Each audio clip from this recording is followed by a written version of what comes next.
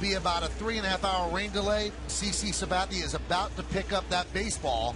And when he does, he's going to start his warm-ups, and we'll be very close to starting the Yankees against the Red Sox. Let's take a look at the Boston Red Sox starting lineup that's going to face Sabathia. It's brought to you by Blimpie, America's Sub Shops. Right now, the Red Sox are in first place in the American League East with a 35-26 record. They lead off their center fielder, Jacoby Ellsbury. Marco Scudero at second base will bat second. Adrian Gonzalez at first will hit third. Batting cleanup, the third baseman, Kevin Youkilis. David Ortiz, the DH, bats fifth. Batting sixth, playing shortstop, Jed Lowry. Carl Crawford's in left field, will bat seventh.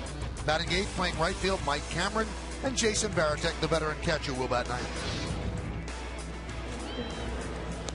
30-year-old CC Sabathia got a nice little roll here. His last 4 starts, he's won his start in Anaheim, going 8 2/3, and 1 more out in a complete game. Very respectable ERA, 2.8. You see the innings to the 93 1/3 innings, hits 88. Now let's take a look at the New York Yankees pitcher scouting report, brought to you by your Tri-State Ford dealers. Payback. He's 0-2 against the Red Sox, and also Josh Beckett with a high ERA of 5.11. A true stopper. CC has won the last 4 starts he's made in series finales in which the Yanks were in danger of being swept. On both sides of the plate, I'll tell you, CC has emerged as a true pitcher. Fastballs away, changes speeds, he uses his changeup, still has that power slider, and occasionally gets that velocity in the low to mid-90s. So he's done with his warm-ups. The Yankees have tossed it around the infield, and we are ready for baseball at Yankee Stadium in the Bronx. It is amazing how full this place is, how many people actually stayed for a 3.5-hour rain delay, and I give them such credit to hang the way they did, and they are here to start this game. Now, is the place packed? No, but it's pretty darn full when a game is starting at about 10:32. Jacoby Ellsbury digs in. CC Sabathia is ready, and let's do it here in the Bronx. The first pitch is high, and we are underway. Hunter Wendelstedt is the home plate umpire. He'll be calling balls and strikes.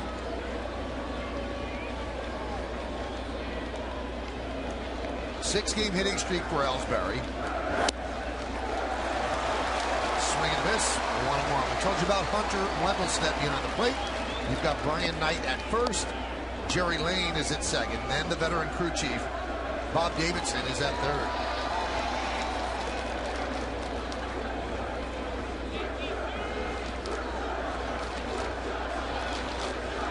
Sabathia deals the 1-1. There's a strike, 1 and 2. How you doing, O'Neill? You hanging in there? You know what? I'm just thinking about it. Usually you come to the game on time, you go to your seats, everything. You know, you got a 3.5-hour rain delay.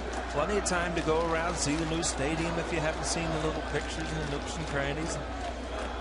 You got to make the best of things, right, Mike? Absolutely. That one's blooped into center field. It's going to dunk in for a base hit. So Jacoby Ellsbury gets on to start the first inning. Third straight game he has led off with a hit. Well, Al, as a pitcher, I know you can't stand this. You throw a good pitch, you get kind of jamming, but every once in a while the hitter gets the benefit of the doubt and kind of just jam shot into the outfield.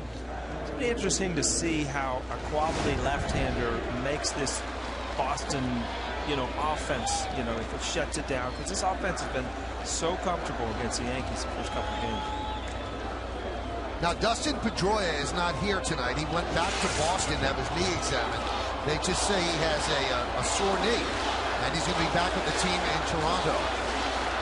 So it's not anything where he's going to need surgery, and he is good to go as Scudero fouls it away. Red Sox were a little bit worried. He has not played up to his past performance, and he's been playing in pain. He's very tough. Finally decided to get it checked out. They put a small camera in there. Not very invasive, and they found out what was going on, and they just said it's a sore kneecap. He's a better hitter than what he showed, Michael, 245, and there's no question about it. He's needed. I mean, we talk about Ellsbury, the turnaround, what's going to happen in the middle of the lineup here as we're going to watch this game with Gonzalez and Ortiz. But Ellsbury is an absolute igniter. Yes, they need Pedroia.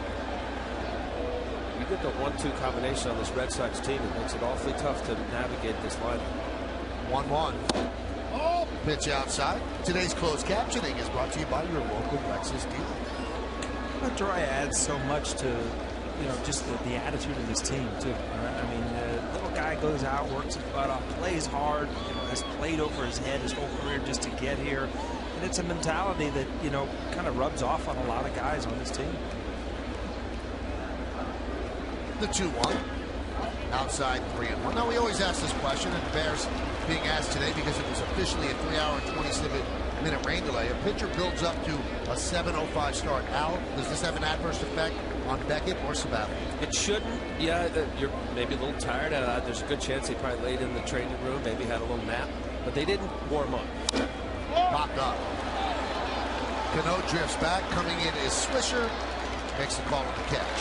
Of course, Michael, your clock is a little different. Yes, 3 hours and 27 minutes. Is that what you said? Yep. So, but the fact that they didn't go out, start a little long toss, rain, they put the tarp on, they knew the plan, and you just played accordingly. The fact that they were given so much time to warm up, it shouldn't affect them. How about for a positional player, Paul? It is weird, and it's all about the schedule of getting ready at the same time every night. 3.5 hours is a long time, but once you get into the games, the third inning on, into the motion of the game, then you don't, all of a sudden you look up in the 8th inning and it's 12:30, 1 o'clock and think, well, you didn't even realize it was there. But getting into the game can be difficult. And the Yankees are not that far removed from playing on the West Coast, so maybe this still feels a little normal for them. A couple of days ago they were on the West Coast, so this would have been a 7:30 start. Now his last 4 starts were in series finales in which the Yankees were in danger of being swept, and he won. So he is the ace. He's the stud. He's the horse of this team. And we'll talk about the bullpen and the situation as we move along, but the Yankee starters have to step up. They've got to give you the innings that you expect them to give you. 6 at the minimum, and really you'd like to push it to 7 because you've lost one of the layers of bridge to Mariano. The 0-2. Swing and a miss. Gonzalez down on strikes. Well, not an easy strikeout. Got ahead. That's the big key. Couple fastballs, and then here this put away slider. A bad hack, and you won't see that often. Adrian Gonzalez is a very good major league hitter.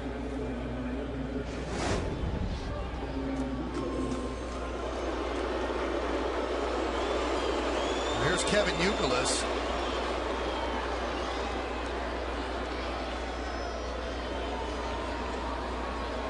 Very odd approach, but he gets into a more normal approach as the pitch is coming in. The count 1-0. I'll tell you one thing, if you're a Boston fan, you look at the way the offense is running in Boston right now, and you still have a couple guys.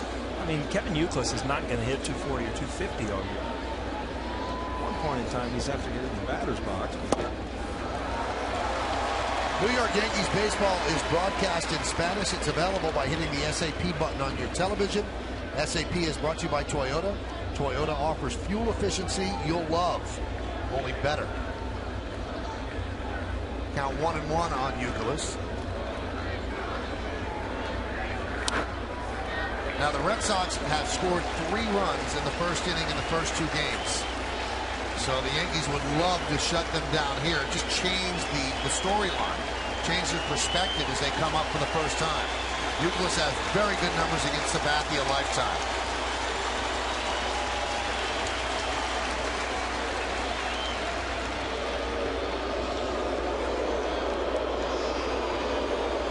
Yeah, there's no question about it, Michael. The momentum of any team. The Yankees haven't lost the first 2 games. Very solid play in some areas, throwing balls around, bad base running. So important that starting pitcher to throw some zeros early in the game. Runner goes, pitches outside, throw to second again into center field. The 3rd error by Francisco Cervelli in this series. 2 yesterday, 1 today, 5 on the season.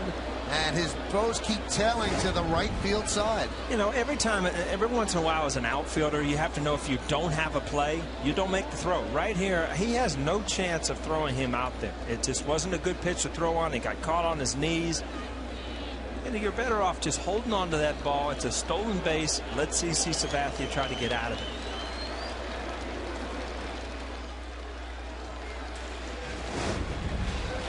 The 2-2. Swung on and missed. Sabathia does get out of it. So he picks up Cervelli. No runs, a hit.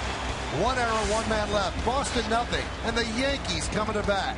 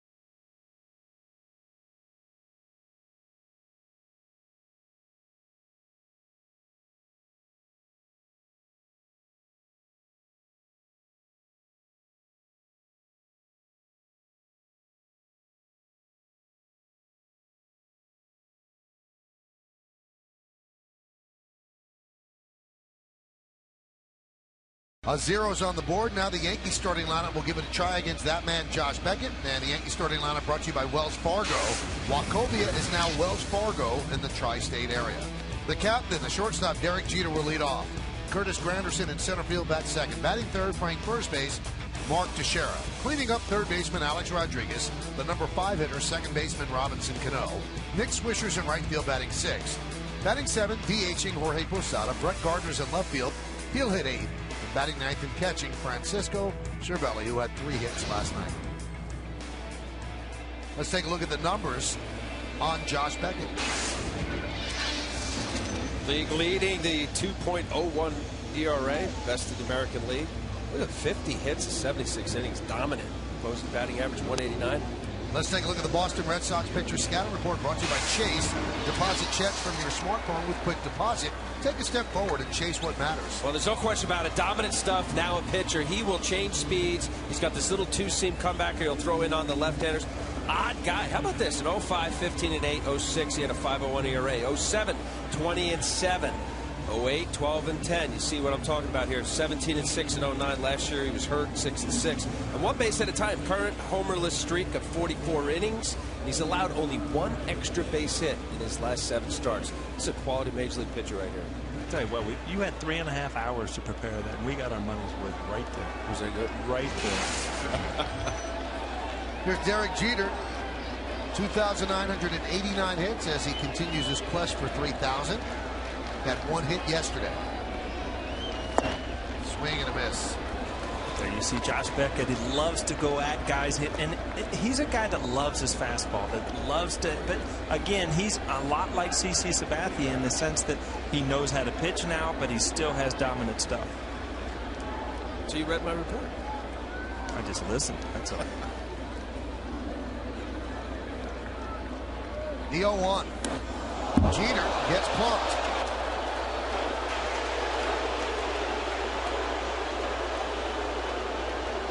In first pitch, he tries to run in, gets strike 1. Now, you know, you try to run one in a little farther, and you know, this is Josh Beckett's attitude. He's going to pitch inside. He's going to see what happens. You see this ball just tail. That ball was actually supposed to be outside. Well, Derek in his career has got hit a lot, but this is a scenario, and I know Josh Beckett hits people.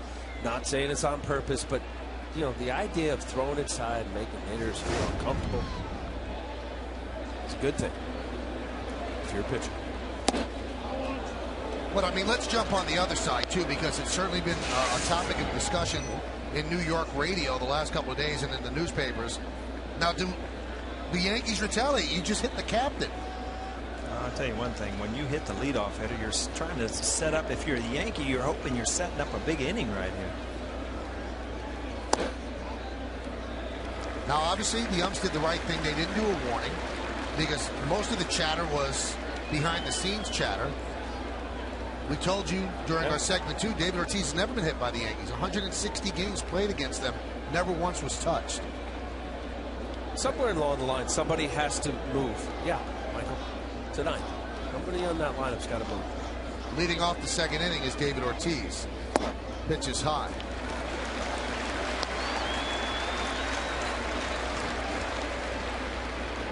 Curtis Granderson very quietly has struggled. He is 2 for his last 25. His average is now at 263.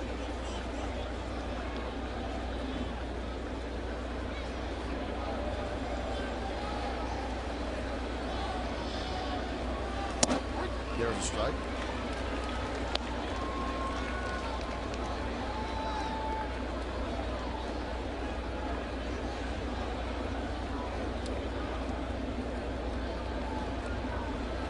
There's the slump we talked about.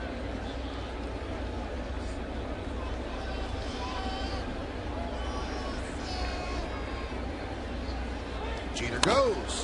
High drive. Right field. Cameron back. Looking up. See ya. 2-run home run. Curtis Granderson. And the Yankees take a 2-0 lead.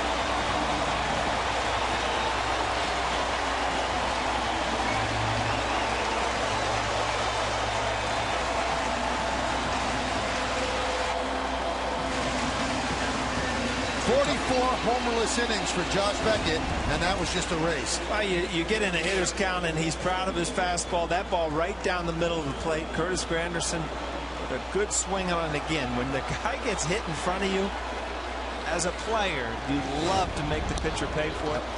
Right there, 2-0. I was just going to say that. You want a little payback, Michael. You're talking about moving, knocking back a Red Sox hitter. That's the best way to pay back the opposing pitcher. Well, this is how rare that was. I told you 44 homerless innings, and that's the second longest of Beckett's major league career. He's also allowed only 1 extra base hit over his last 7 starts. That was to Brennan Bosch, a double on May 29th. So that home run is not insignificant. The 1-1. And one other thing, he's pitched against the Yankees 2 starts, 14 innings, no runs. So those are the first runs he's allowed to the Yankees this year. And his other numbers are outstanding against them. 3 walks and 19 strikeouts in 14 innings.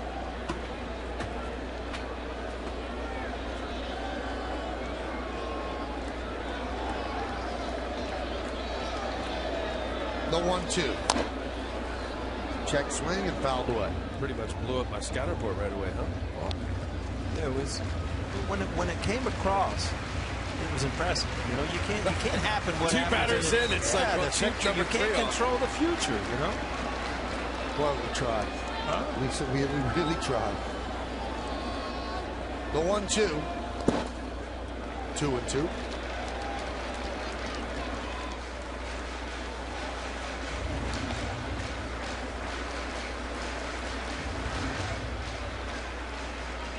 Got the electrical tape on. We got working here.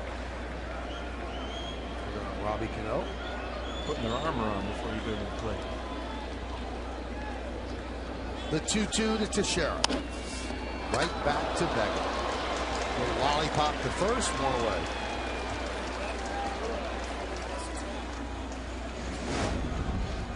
Well, this ball coming in on his hands looked a lot faster coming off the bat. Nice easy play. Josh Beckett has done that his whole career. Bit of the yips thrown over to first base. Doesn't throw a hard, firm throw. Just do a little lob, as you say, Mike.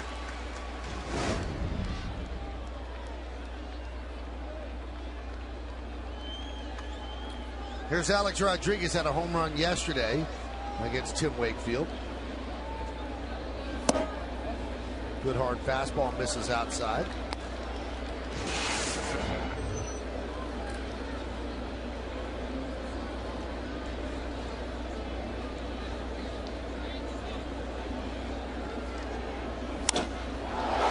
Driven deep to left center field, giving Chase Ellsbury. He's on the track in front of the wall. He'll make the play for the second out.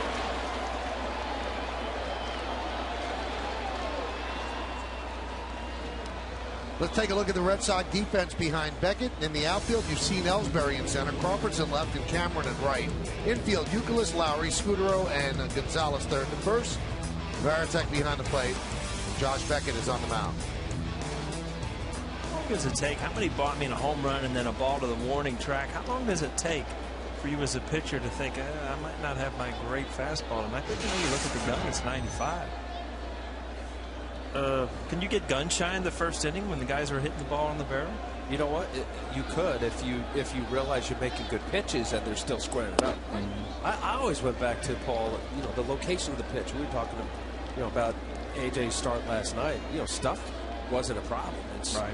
Where you're missing in the zone. You know that as a hitter when you go down and reach, and that was good. That ended up being a cut fastball, just enough off the end of the bat that Alex wasn't able to get enough to barrel on it, or that would have been over the left field wall. The 0-1. Broken bat. Left center field. Well, if you didn't feel good about yourself, then you just sawed off Robbie Cano. You just kind of pumped yourself up a little bit. I definitely think that every first inning is a absolute tempo setter, and I always thought I didn't care if I gave up 3 line drive outs just to get out of there. You warm up, 30, 40, 50 throws, whatever that is. You come in the dugout. Some guys go up, they change their shirt, get a little drink of water, boom, national anthem, and you're right in it. So that first inning is a big comfort for guys to get out of it. Yankees lead 2-0 on Granderson's 18th home run of the year. The 0-2. 1-2. Robinson Cano also slumping, 4 hits and 26 at bats. He's at 273 and has not been close to the player that he was last year. A year ago today, hitting 370. Wow. So almost 100 points.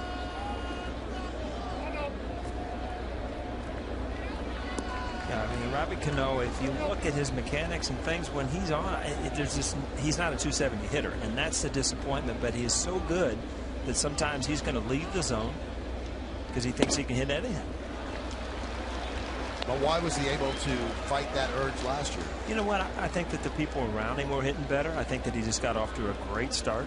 And, he was taking walks, and he was very patient. And then all of a sudden you come back and you see your number start to go down, and you want to try to, I hate to say it, you try to live up to what you did last year, and you've got to get it out of your mind because when you're hitting 370 from last year, it's an uphill battle. It's last year, this is this year. You just go out and have your year. Foul back. I'll tell you what, looking back the best year I had hitting, 1994, I had a trouble the next year because I remember I went into June the year before hitting 400. Well, the next year I wasn't hitting 400, so you were like, oh man, I'm already behind. And it's such a great feeling to have those good years. You're always trying to live up to them.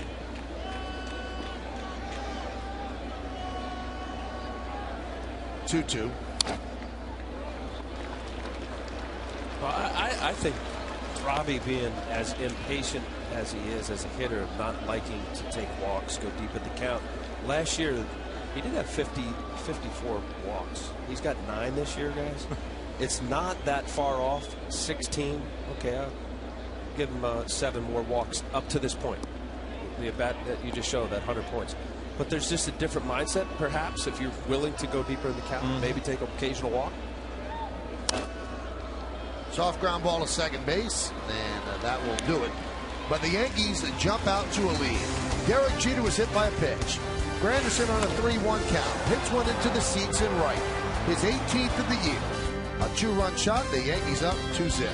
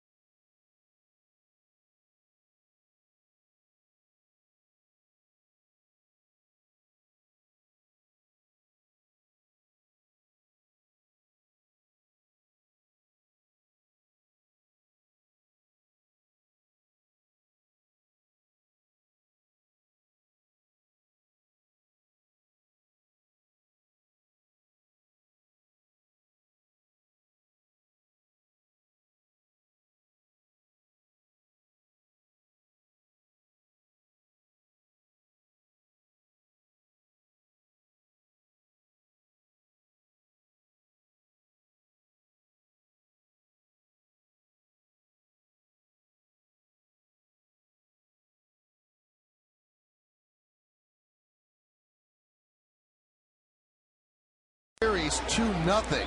And the scoreboard brought to you by Jeep brand. We don't just make SUVs, we make history. So Derek Jeter got hit in the first inning, and now David Ortiz leads off here in the second. Yankees leading 2-0. And the veteran Sabathia deals. A little bit inside, and you can see that Ortiz got a little jumpy there. That was a breaking ball, so obviously there's no intent there. I mean, there's probably, if you're thinking that way, down the line, maybe later in the game, if you're a little more control of the game. There's a strike. I agree with you, Michael. David Ortiz. You don't right there out on the first two I'm pitches. thinking there. Nope. You hit a little slider. You could say, okay, throw first pitch. Here it comes, and he took that.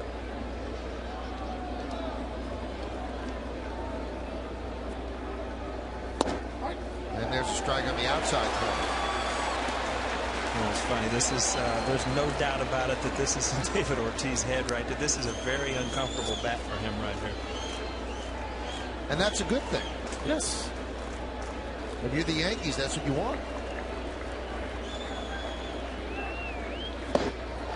And he goes down swinging. 3 strikeouts in a row for Sabathia. Nice slider. Couple painted fastballs outside corner. Same pitch he threw Adrian Gonzalez. Tight rotation. Here you get the little Yesmo coming out of his hand. That's what. Oh, combined on slider. That's what's so tough about slider, huh, Paulie? Looks just like a fastball. Velocity's only a couple miles off. You have to pick up that spin very quick, or obviously it's so hard to tell on TV because that ball is so far out of the zone that how could a hitter swing at it? But same release point, and if you do not pick up the spin of the ball quick, you know, you wave at it because it's in the strike zone out of it, you know, when you decide to swing.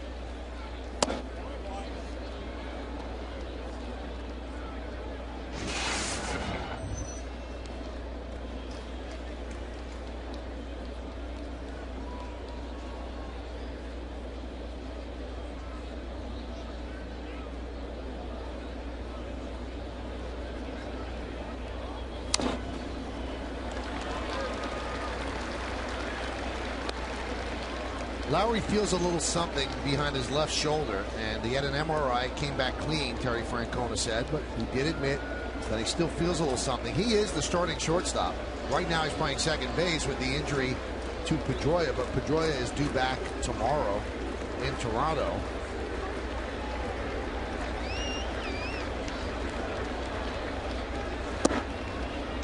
In fact, they have Lowry playing short, and they have Scudero, last night's shortstop, playing second. So that's where that is. But it's interesting. The Red Sox people were doing some math as the delay kept ticking away. And their best guess is that as a team, they'll be in Toronto tonight at about 5:45 in the morning. The 2-2. Nice player, Michael. 27 years old, and he is the future shortstop. Better from the right side. Left-handed, he's got a little bit of an uppercut. That was a bit of a home run swing against lefties this year. 426 right-handed pitchers, 222. So there's a big disparity in the batting average.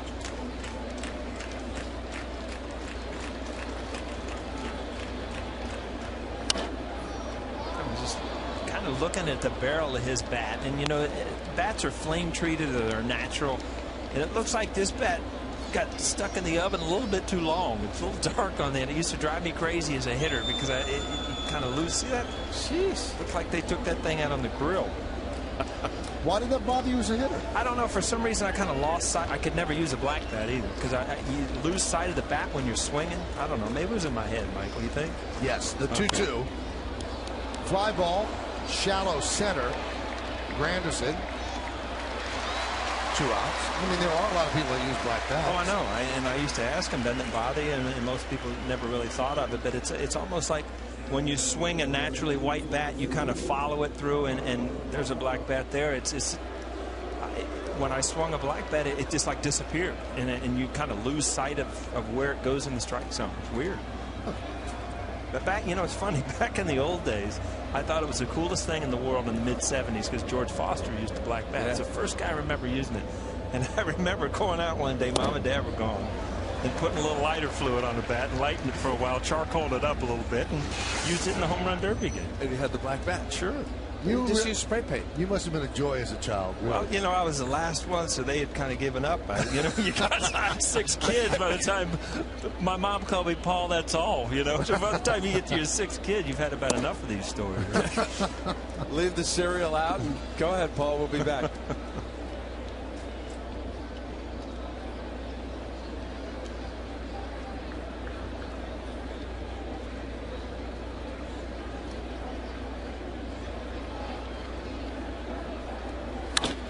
Ground ball, base hit. I mentioned Kevin Euclid earlier in the game that, you know, is not going to, it's going to continue to get better throughout the year. And Carl Crawford's in that same boat. I mean, he's one of those really good players. Came over and you see this power fastball, good piece of hitting, drives it into right field. But here's a guy that Boston brought over because he could be, you know, possibly a superstar in this game. He's already a very, very good player. And he's not going to be hitting 240 or 250 all year. This guy can do a lot of things offensively. Ellsbury's been so good as the leadoff hitters of late. They've just left him in the middle of the lineup.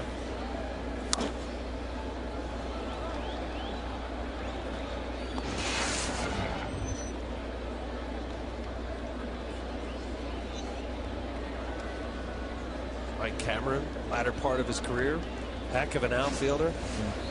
Good player. And in his good years, I tell you, one of the better center fielders in the American League. Gold glove.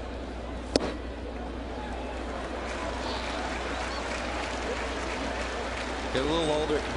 Has always been a very good fastball hitter, especially high fastball hitter. Years tick on. A little slower bat speed, start cheap a little bit. Get the swing started a little sooner.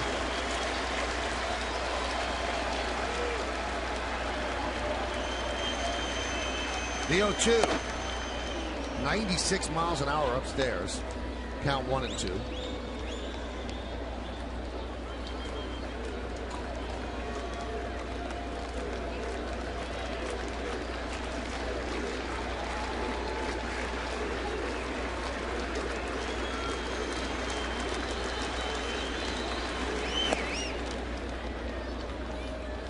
About Carl Crawford getting hot of late. Last 15 games, 362 after a miserable start. Terry Francona trying to find a spot in the lineup for him to be comfortable and settle in. Seems like that 6th spot has been where he's been hitting most, so that's 7.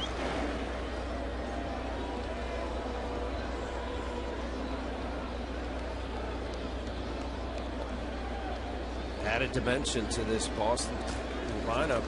You think about it base to base, and it's guys that could steal at Ellsbury and Crawford. Grounded left side. Alex goes the short way, and that'll do it. No runs ahead, no errors. 1 man left. It is 2-0 Yanks.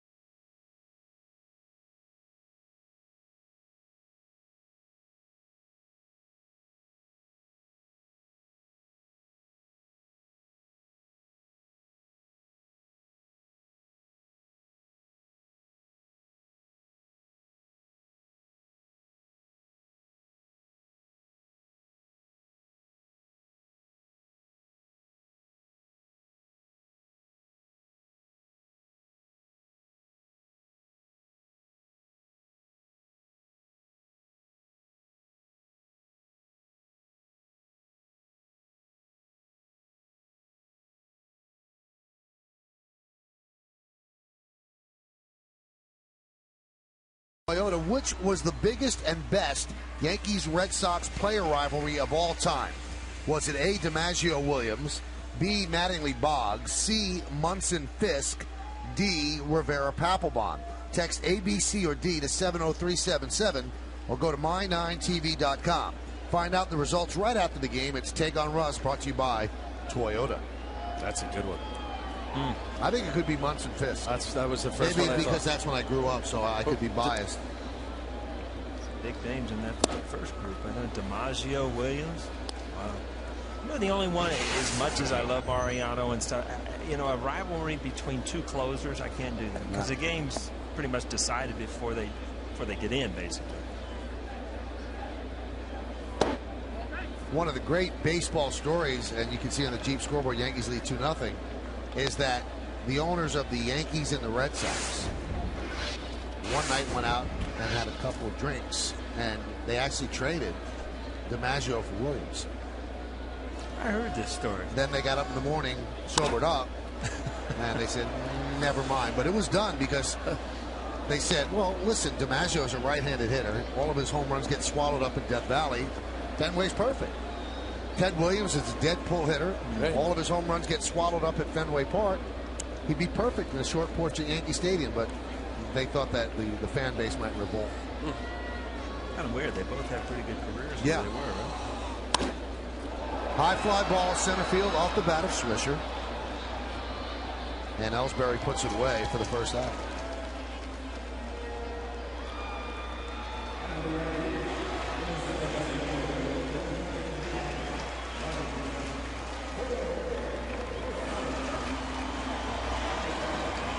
Well, the Yankees just announced that, you know, we were sitting here and during the commercial we were remarking how remarkable it is that so many people have stayed in this ballpark. A 3-hour and 27-minute rain delay. And the Yankees just announced that they are going to give every person in the ballpark with a ticket, even if you didn't stay for the game and you're not here right now, if you have your ticket stub, they're going to give you a ticket to another game for free. That's nice. Means you get to broadcast another one now. On the house, too. All right. As long as you're there with me, that's good.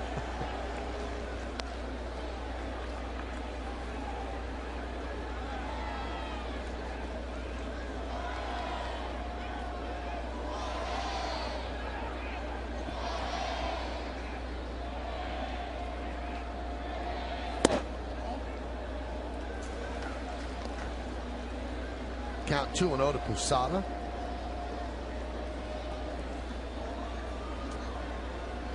Against the Red Sox, he came in after Mark Teixeira got plunked. Played first base, was 3 for 3.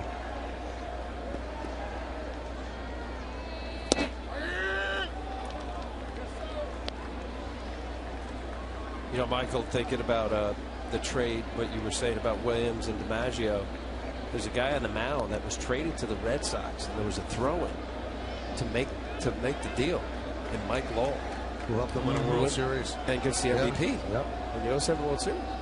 Now, Jorge Posada was not at the game yesterday because his son Jorge III underwent surgery, continuing series of surgeries, and this one they hope is the final one for craniosynostosis, where the skull is not shaped the right way and fused the right way. And Jorge is back at the ballpark. Obviously, it said that the surgery went well, so thank goodness for that, and our best wishes go out to Jorge III. And he's about the toughest little kid. He has gone through these surgeries where they actually slice open your skull to reconfigure it, and he's done it since he was a kid, and he's done it bravely, and he just bounces back, and it doesn't seem like he has any ill effects at all. Good kid and tough kid. Yeah. Jorge would seem very positive about it in the sense that he thought this was the last one, and you know, he was happy to say that he was up and about yesterday after and kind of playing video games, but just such a relief. That one's driven down the left field line. Long run for Crawford, and he makes a beautiful play for the second out. I tell you, we lost him right there in the camera view, and I'm sure we'll get a great replay. But I'm telling you what, this is the toughest play to make in Yankee Stadium, because you know, as soon as you get by that foul line, you're running out of room quick, and it's very easy to take your eye off the ball. You see, he picks up the wall there. Really good play by Carl Crawford. I mean, you look at the outfield here. Crawford, the speed of Ellsbury, Cameron of Used to be a center fielder, cover an awful lot of ground.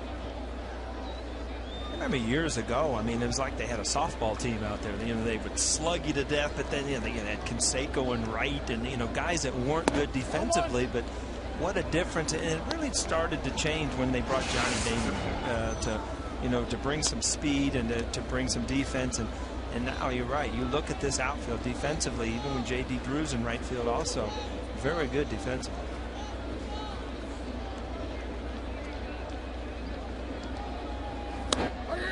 There's a strike.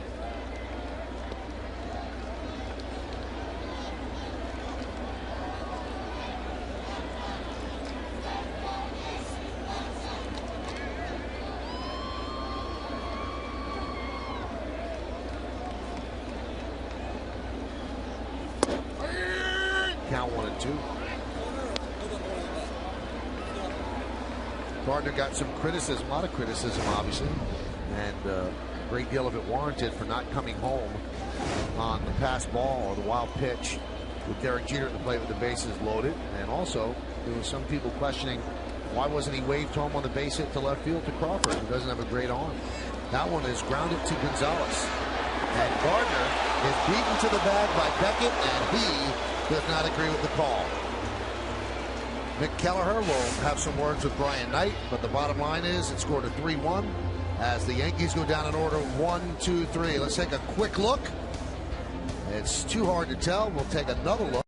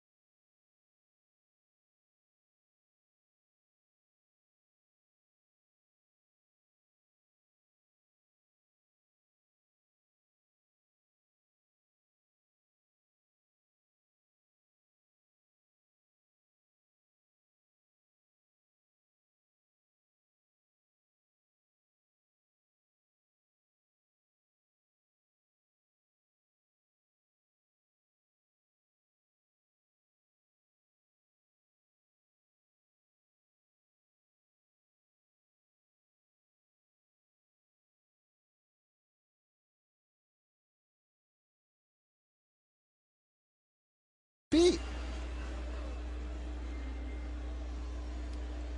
Which foot hit first? I mean, again, umpires don't believe in a tie goes to runner because they don't think there's ever a tie, that somebody had to arrive first. But how do you argue with Brian Knight? He was either safe or out. I mean, obviously he's either safe or out, but I think if he called it either way, nobody has an argument. Where did the tie goes to the runner come up? Little League.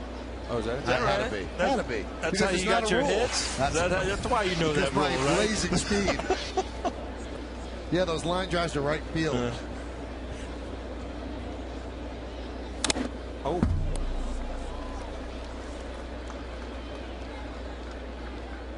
It always amazes me when I see those foul balls that go off the catcher's mask, and I've heard John Flaherty say, you know, it really doesn't hurt that much, but it just seems to me like it's got to be something. Jar your neck. Tough. There's a strike. See CC Sabathia. I mean, he came in the game throwing hard. He's still throwing hard. Got a good breaking ball. Hasn't even really got to his changeup yet, Al. One changeup. Those are the nights where I thought guys, really good pitchers, could be really good. And I always tell the story about Pedro Martinez that if he got through the lineup, he used to love to use his fastball first time through the lineup. And if he got through that lineup without really showing his changeup much, boy, as the game progressed and he worked that in, these are the nights that they seem to have everything. Here it is. Here, change up, a little wiggle. Tap back to the mound, over the mound. Charging is Cano, fires to first. Wow. Got him.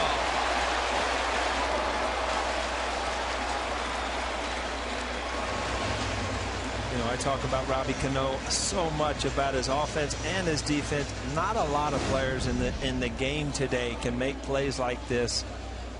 Got unbelievable arm strength from down there. Great play. Let's see if this is a tie. Nope, got him by a step. You know, you're right, Paul, and I think what separates Robbie from other second basemen is that arm strength. Range, good. Other guys have better or as good. But that little flick that he has, I mean, it's this arm strength of a third baseman.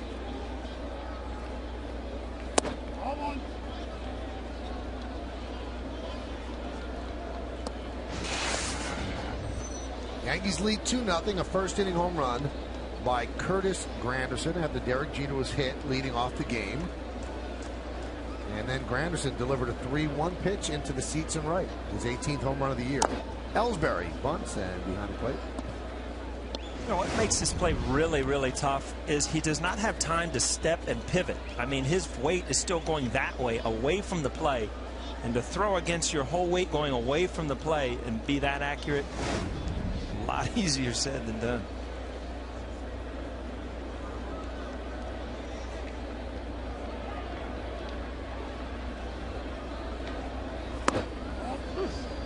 Well, Alex is in. I guess he's thinking he's going to pull one down, test the knee of Mark Teixeira.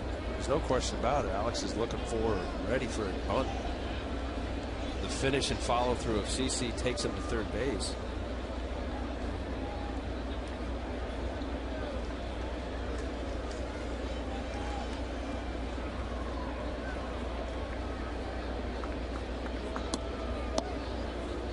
The importance of a guy that's capable of bunting at the speed of an Ellsbury. The angle is better. Any kind of hard grounder now up toward third base.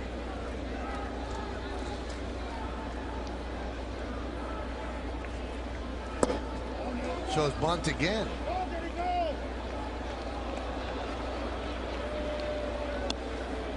Bob Davidson down there, and Joe Girardi's like, what are you doing?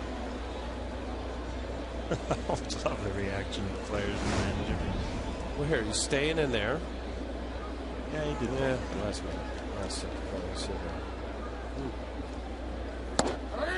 Keeps showing bunt. Takes a strike. That just looks like a take in a 3-1 take. What? I don't know. He fake bunt the whole entire bat. He's doing it against the wrong pitcher to try to work a walk. The guy has good control.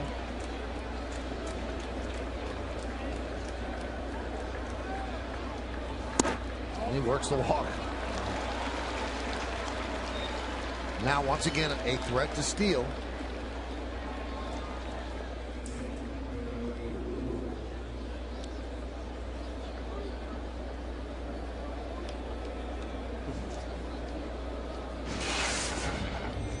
What if Boston is thinking that Cervelli's having some trouble throwing? I would think you would take every opportunity to make him throw again. Obviously a little tougher to run off a left-hander, but with good speed and pick the right pitch, you've got to make New York throw you out at second base. 24 stolen bases for Ellsbury. 5 ahead of Elvis Andrus. That walk is the 7th time that Ellsbury has reached base in this series. Let's see if they turn two. Stayed down. Jeter stayed with it. And they get a double play. Beautifully turned. 6-4-3. No runs, no hits, no errors, and nobody left on base. We go to the bottom of the third. Yankees are up 2-0.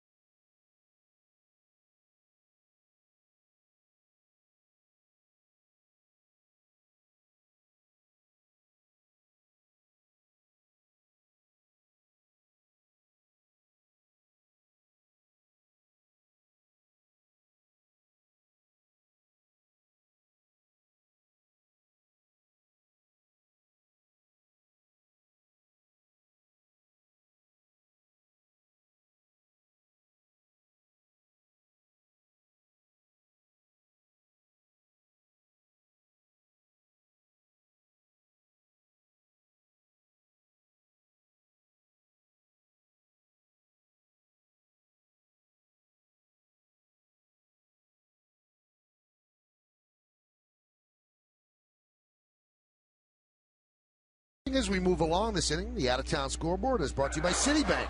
What's your story? Citibank can help you write it. A lot of the games are over. I'll tell you one thing, Al. I don't know if you would agree with me. O'Neill's changed. When he first started broadcasting, if it was a 2.5-hour game, he'd be, oh, here he is. He's light as a daisy right now. The boss was here tonight. Flip was in the booth. He was pep talking us all. Well, you know, it worked with you. Right, I was running sprints out in the hall. I was ready to go. I'm telling you, I'm surprised you're really up for this. Well, we're glad that you stayed with us as well through all the rain delays. And that's a bunt by Cervelli, and it's a nice play by Beckett, quickly off the mound.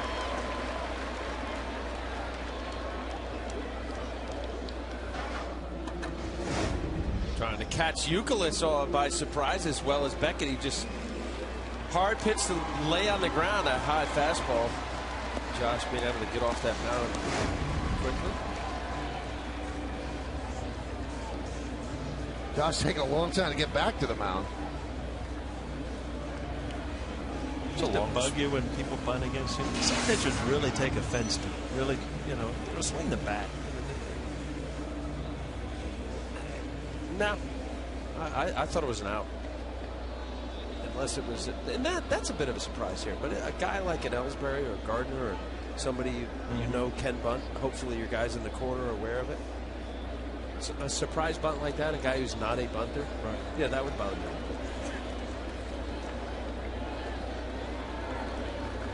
Here's Derek Jeter hitting the first inning. Came around to score on Granderson's home run. Everybody's showing bunt. Now, the infield isn't slow because the tarp was on and this field drains beautifully. There's no standing water anywhere.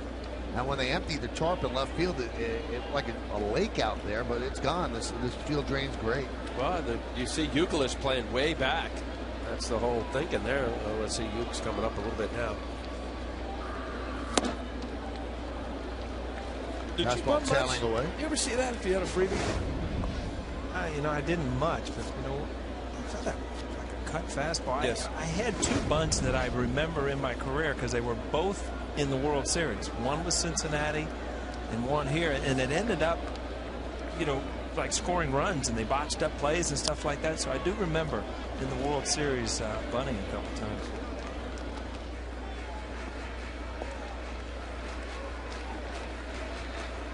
Garrett has good numbers against Beckett. A lot of at bats. 21 for 72, 292.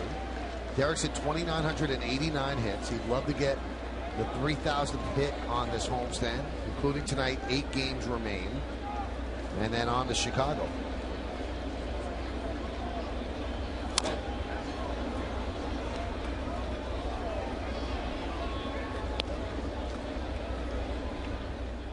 That's a pitch right there, Paul, that Josh Beckett, kind of emerging as a pitcher. This is a changeup here. It's 89 miles an hour. Look at the sink on this. Looks like a fastball. So he's showing his fastball, cutter, fastball change. Changes speeds on his breaking ball. Driven to right field. Cameron is there. He dropped the ball.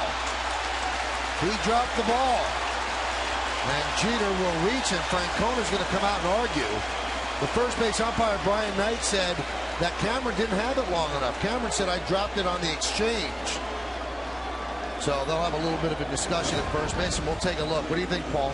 Well, these replays are such a great thing. That's a catch right there. Oh, that is a catch. It's just the way it is. And you know what happened? It was his reaction. If it would just, I mean, that ball's in his glove. He's transferring.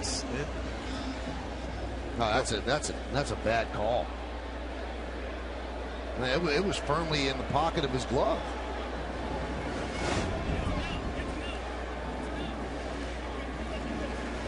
Now this isn't a consultation call. Oh, you mean where they can ask him? Just, Francona asked somebody, hey, do you have a better view? Well, who would have a better view? The guy, first base umpire, Brian Knight, right down the line, right in front of the play.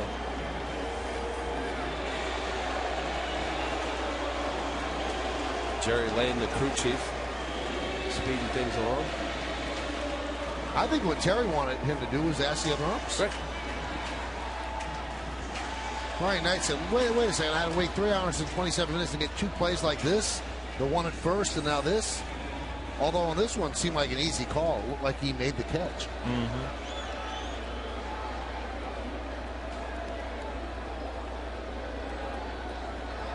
So let's see if that hurts the Red Sox with Jeter on first on the E9.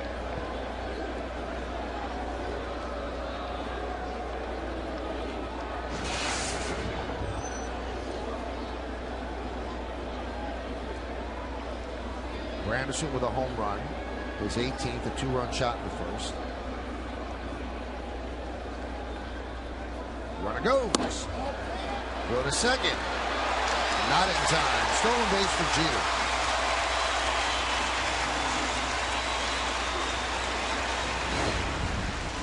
Jeter gets a good jump. Beckett being a power pitcher, not the fastest guy to the plate. Veritex throws a little high. Tell you what, I think sometimes you do have to force the action. Good job by Jeter. 6 stolen base, 19%. Veritex got the runners. Tonight's league leaders are brought to you by New York Lottery. Hey, you never know. And Curtis Granderson is tied with Mark Teixeira for second in the American League home runs. Jose Bautista first with 20. Teixeira and Granderson have 18.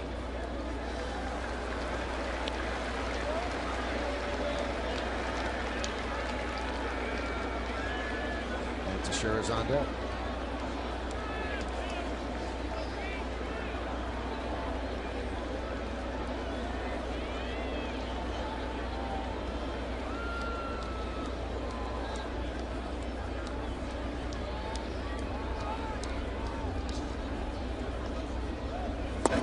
Pitches outside. So the E9, the stolen base and a walk. Runners on first and second with 1 out for Teixeira. And the thing, you don't know what's going to happen here if Beckett gets out of it or the Yankees end up scoring some runs. But what it does do, it makes Josh Beckett throw some more pitches. And this inning continues to go on. And now these are stressful pitches because you got men in scoring position.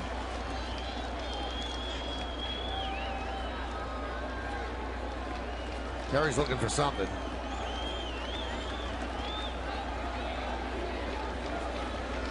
First and second, one out. Teixeira grounded back to the mound in the first inning. A lot of movement on that, Alan. That's a little harder than a changeup. Yeah, he throws a hard changeup, 89 miles an hour. Getting Teixeira out in front. First pitch, aggressive hitter. Hasn't done well against Josh Lifetime. 184 coming into today's game. 2 home runs. Mark has 18 home runs, as we mentioned. 12 of them have come with men on base. He's had 9 2-run home runs and 3 3-run home runs.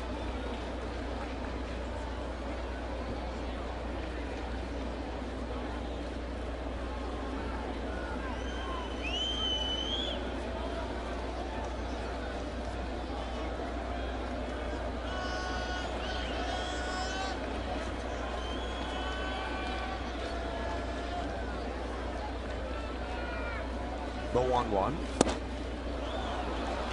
If you look back at the first couple of games, these are the at-bats that Boston has come through, and that's why they had big nights offensively. And these opportunities with men on base, the meat of your order up, you need some hits there. You need to throw some runs up and let Boston know that, you know, you can put them away too.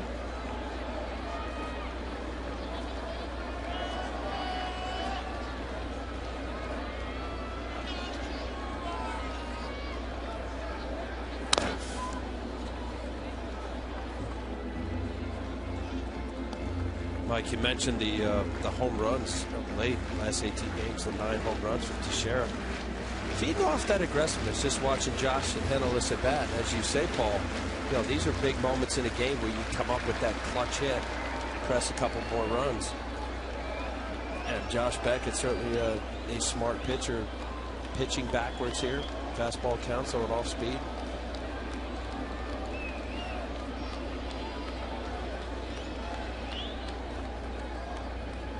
Swing and a miss. Teixeira down on strikes. It's one of those at bats as a hitter. You saw so many different pitches. So many, you know, you saw a changeup, you saw a cutter, you saw a curveball. So right there, that's a changeup. Again, that's a cutter and kind of a sinker. So he's got to go on. That's the only pitch he really had to hit, and then a good breaking one. And that pitch you mentioned, Paul, was after the changeup, which is an effective pitch. A fastball, 94, changeup, 89, with good movement.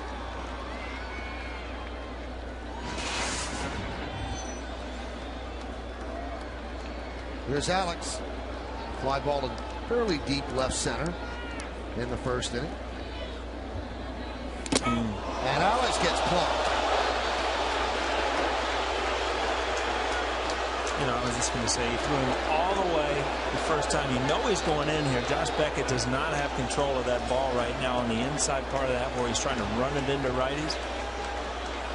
But, I mean, sooner or later, I mean, you just keep putting a check on the chalkboard on how many of you guys are getting hit. It's just, you know, it puts the Yankee pitchers in a tough situation. I mean, it's a 2-0 game. But, again, this ball is just running up and in. Hit his hip. I think it peeled his belt buckle off. Look at that. Yeah. Doink. So the base is loaded, and here is Cano. Sabathia looking for more runs.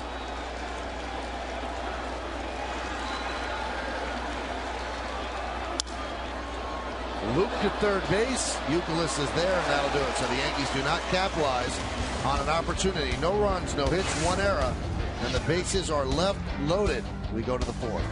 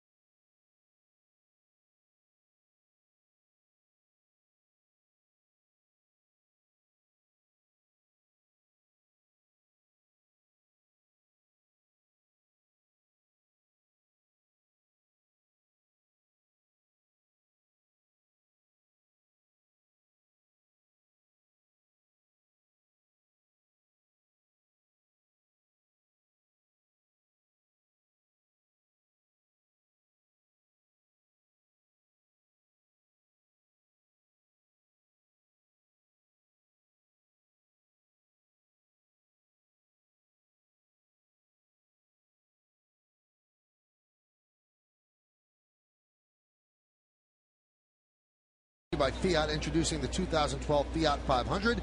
Visit FiatUSA.com to find a studio near you. With 285 hits, Derek Jeter is tied for the most hits against the Sox in the expansion era. That's since 1961. With whom is he tied?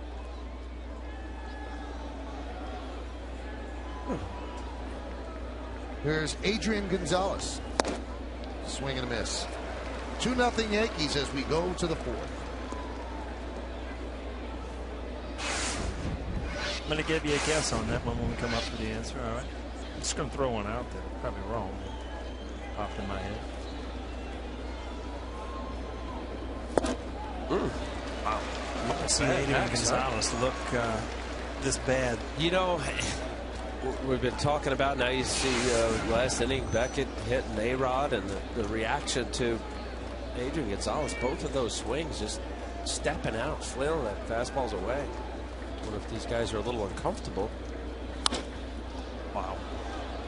Nice play.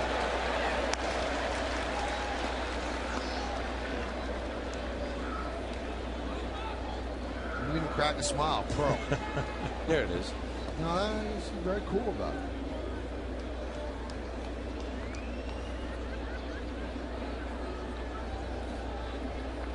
And the 0-2. Swing and a miss. Gonzalez down. Hey, this weekend on the YES Network, the Bombers hosted the surprising first-place Cleveland Indians in a 4-game set. Coverage starts tomorrow at 6 with outing batting practice today, and then the Tri-State 4 pregame. And complete series coverage continues Saturday, Sunday, and Monday only on YES. Al will leave the booth. Ken Singleton will join me and Paul. I might just stay here. Why not? Huh? You know what we'll do, Mike? We'll trade ties. Nobody even know. Now that you gave it away. Here's Youkilis. Pitches inside.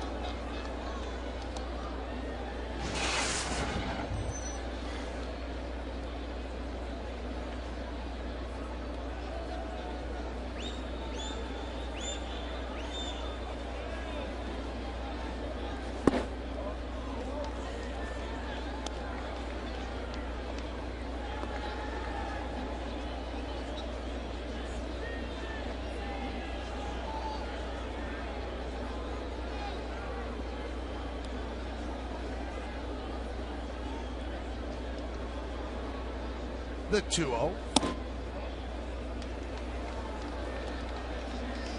3-0.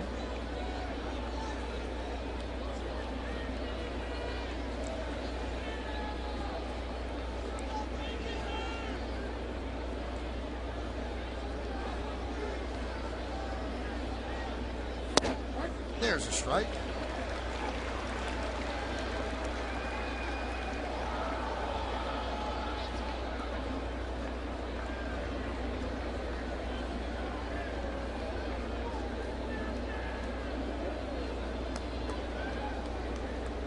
And the 3-1 pitch.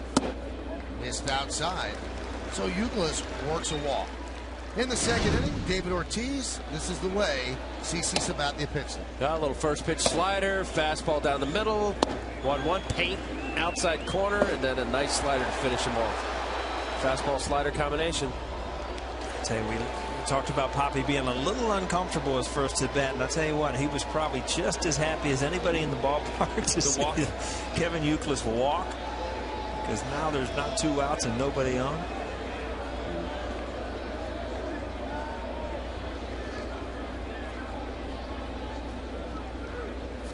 And Ortiz gets plucked, and now they're going to warn both teams.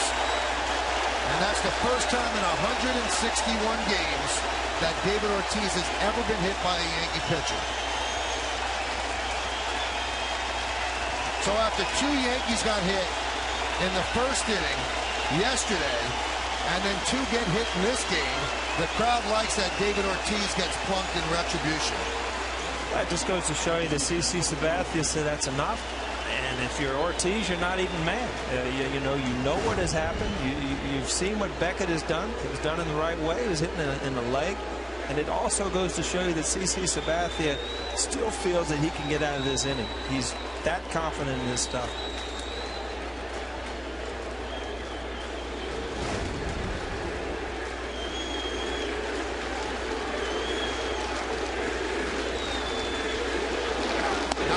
honest. I want to see if you guys agree.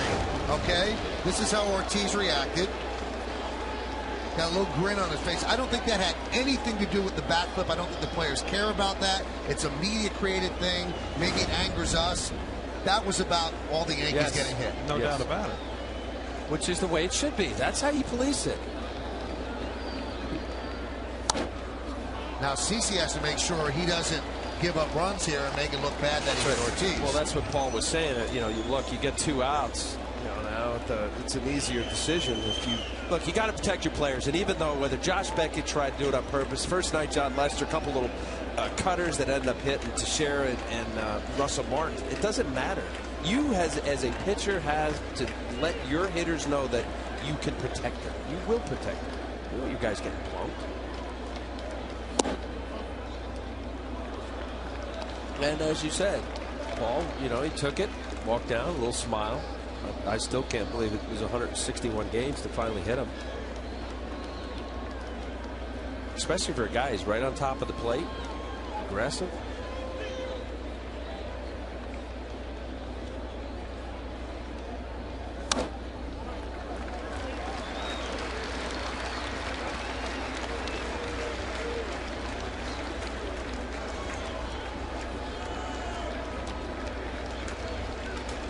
And your guys, first of all, CC doesn't have to prove it to anybody, but certainly your players behind you, you'd like to know. You have players get mad after a while. I mean, when you're talking about 3, 4, 5 guys hitting the series and nothing, you don't go up and tell the guy, but you start to get mad, you know. Here's the 2-2. Lofted to right field. Swisher will make the catch. Tagging is Euclid. The throw goes into Jeter as Euclid goes back.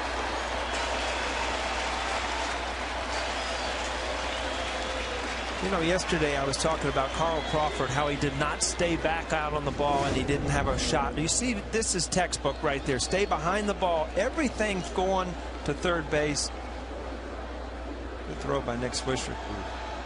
See how he gets back, waits on the ball, doesn't go too quick, so everything's in rhythm. It's a cutoff man. There are just little things like that. I mean, that's the way the game's supposed to be played. Here's Crawford.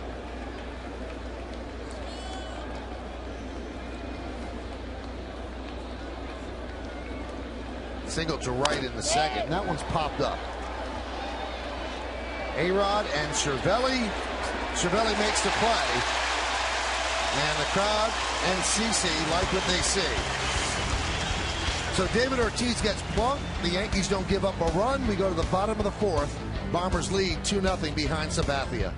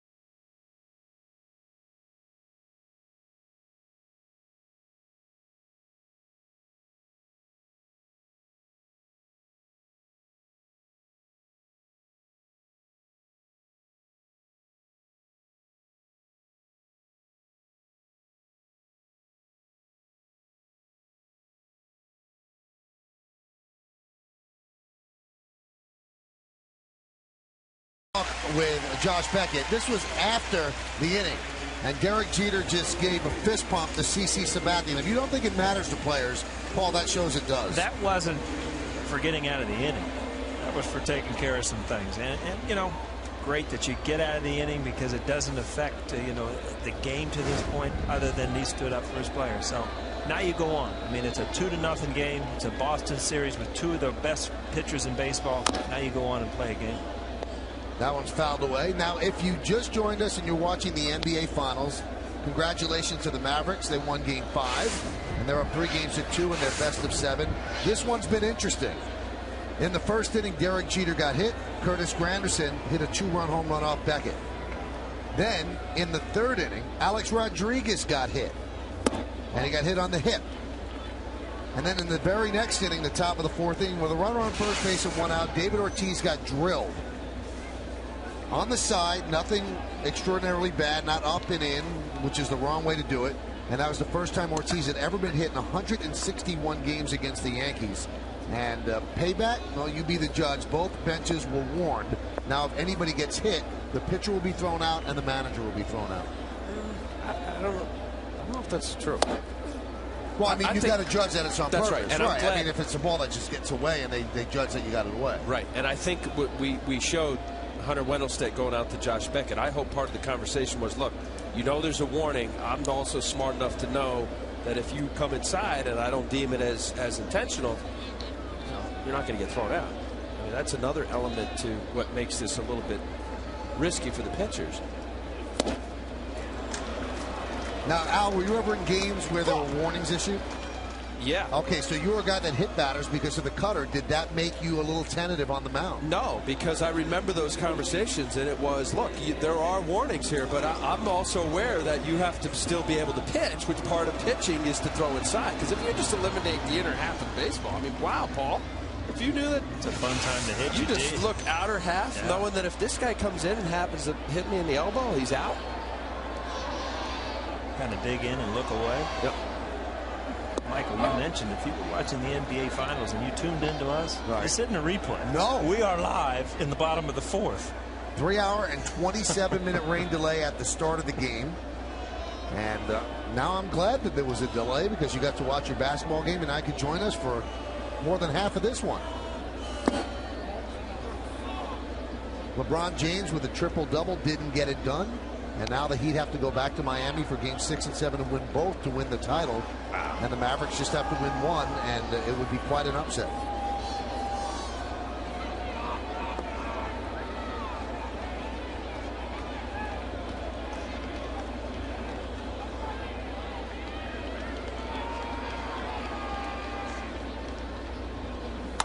Line drive, a base hit off the bat of Posada.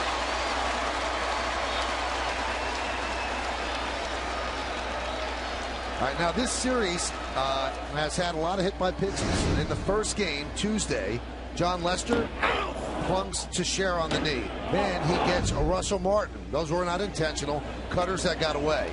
That one just clipped Cano yesterday. Tonight, Derek Jeter gets hit, leading out the first inning. Alex Rodriguez gets hit in the third inning. And then finally, David Ortiz gets hit. And this is a series. These two teams, a lot of batters get hit. A lot of them get hit. I believe in the last 10 years, these two teams, when they play each other, have hit each other more than any other tandem of teams that play each other a lot. So they pitch inside, they're aggressive, and it's that sort of series. Well, I could say out of all of them, you know, obviously the retaliation that CC did to Big Papi was the right thing. I'm not sure about the other ones. Maybe the one to A-Rod, because Josh Beckett definitely throws inside a lot. It's guys. And Wakefield with a knuckleball, not intentional. And the two cutters from Lester, not intentional. But it doesn't matter, as you've been saying during this series, the whole Tony La Russa thing. Do you buy into that? Do you buy into that as a guy who pitches in the National League? Because up to a point. But he's saying, what Tony La Russa is saying, okay, even if it wasn't on purpose, I can't have you hit my guys. I want to protect my guys. Do you buy that or not? Or do you think that's overkill? I think it's a little overkill. I don't think you can say that none of my batters are going to get hurt or hit or we're going to hurt you. I mean, that's the nature of the game. Now, again, in this series, Grounded to first. It's a numbers game. There's one. Throw to second. A numbers game of a double play, a 1-6 DP. We'll continue this conversation as we move along. As we go to the 5th inning, it's 2-0 Yanks.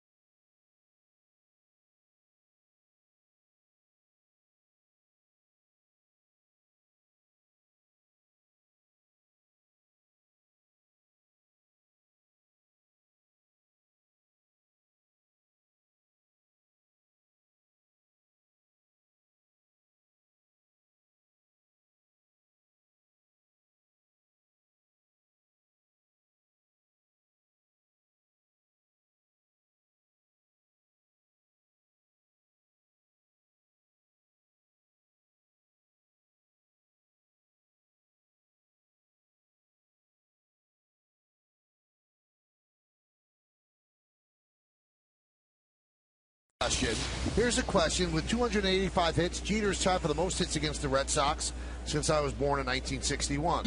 With whom is he tied, Paul? You have an idea? I'm going to throw Paul Molitor out there. All right, let's see. You're wrong. Brooks Robinson. That was a good guess, though, wasn't it? That was very nice. Very good guess. American League his whole career. See, I was going to say Brooks, and you didn't ask me. Really? Really? I was right behind Boot Powell, right? You see the McDonald's scoreboard. And it's brought to you by McDonald's. Stop by McDonald's today for some juicy, tender chicken McNuggets. You said like that. You were hungry. Yeah. It's 12 o'clock. What's that, eating time for you? Well, every time on the clock is eating time for you. I got a brother at home that gets out of bed because he says he's hungry. Are you one of those people that get out of bed because you're hungry? Wait a second. I have spoken to your wife, and she said that you get up all hours of the night, full meal. No way. That's she told me. Wrong. For one thing, it's a lie. The second thing, when Neville, did you talk about my eating? Don't you worry about when we talk. All right. What's Jody's number? I got some things to talk about here. The 2-1. Driven out to right field. Swisher is there, and there's one away.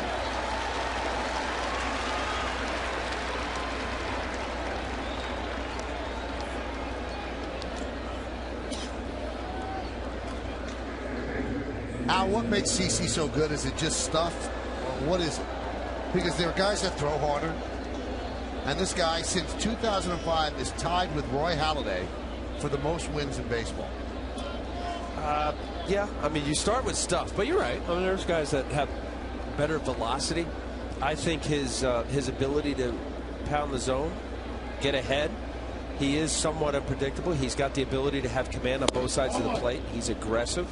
I think delivery-wise, he stays closed. He's a big man, has good trajectory or downward plane, has an idea. I mean, you know, there's a whole gamut of reasons that, you know, he's had 1-2-0 count so far. He ended up walking Euclid on it. Got 3-0, 3-1 and walked him.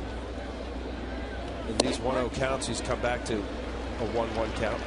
I'm going to throw this in there, too, because I remember facing him when he was with the Indians. Is and it's hard to understand from a fan's point of view if you've never really played this game. But he throws a heavy ball too. You did too. I mean, there's some guys that throw 94 that you feel like you're on it and you make contact and the ball flies. When you hit a ball off of CC, it's like he threw a shot put at you. It's just heavy. It's on your hands. His curveball is good enough to get you out. You know, there, as you asked that question, look at here. He's got 1-1. He goes 1-0, then a 1-0 fastball, and that changeup to Varitek. Now, granted, Varitek, you know, struggling. He's 216, number 9 hole hitter, but he has that confidence in that pitch. And then here it is again. So now what happens, Paul, in that what do you go? You go into this game, you say, CC Sabathia, he's going to pound the zone with his fastball. He's aggressive. He's going to get ahead. He's got a put-away slider. He throws his changeup, not just as a show pitch. He throws it in integral parts of the account. And not only to your 3, 4, 5 guys, so to the number 9 hole hitter. So now there's such an unpredictability to him. And there's a defensive mindset with most hitters.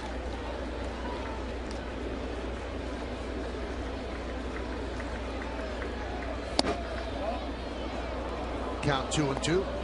It's 96 on the inner half. I mean, that's good stuff too. I mean, don't take that away from him. He has great stuff. Since 05, 1,261 strikeouts, and that leads Major League Baseball.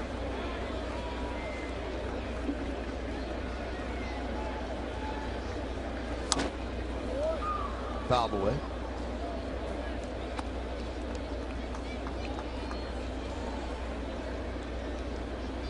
Varitek, a veteran, catching a lot. We're 1 minute away from midnight tomorrow.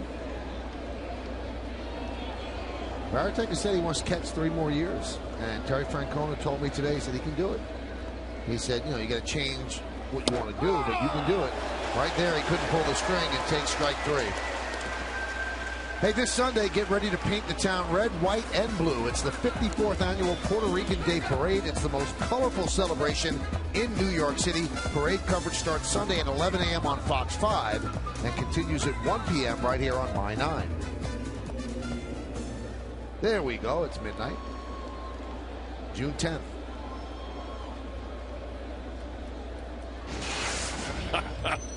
Happy June 10th. What's that even mean? I mean, why do you June 10th? Because it's June 10th. Because it's June 10th. Nice play by Cano. Takes a base hit away from Ellsbury. Red Sox go down in order 1-2-3. I'm going to try to explain the calendar to O'Neill. We're halfway through. The Yankees are up by 2.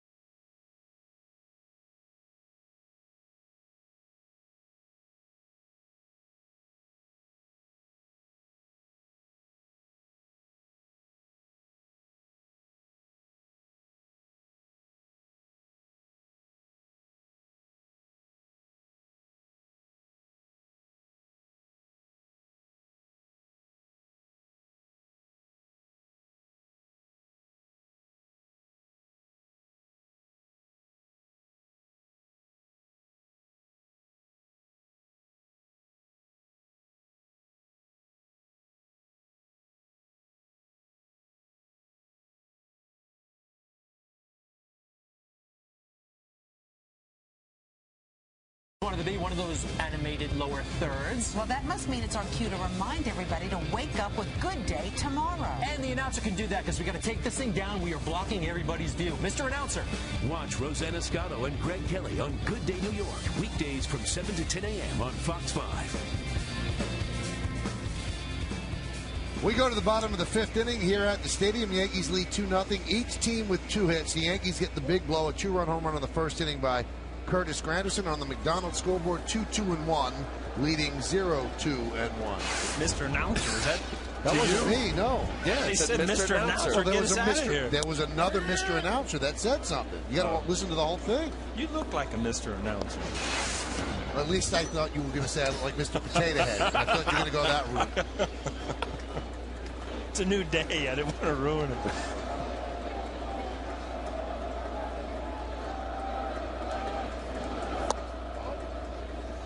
So have you come to grips yet, Paul, that it's June 10th? Yeah, I mean, it just surprised me because Al took off like he was going to scream Happy New Year or something at midnight. And I'm just like, where are we going with this? Well, this is the first time ever that you'll be doing 2 games in one day. Because the Yankees Indians in a couple of hours, 19 hours. He's thinking now, the 1-1. Fouled back. I just saw the guy, the cooks were leaving from the media room. I asked if they had bacon and eggs, and he just turned and went the other way.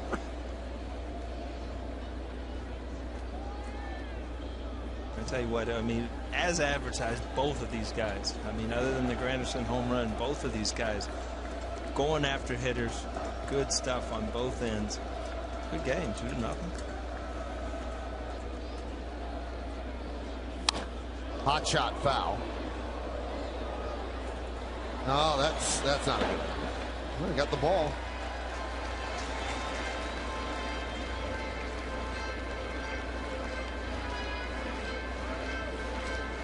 Cervelli actually hits well against the Red Sox. 15 for 36 lifetime. He had 3 hits yesterday. That's 429.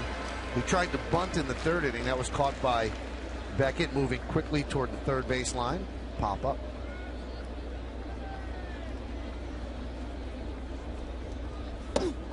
Breaking ball, and Cervelli down looking.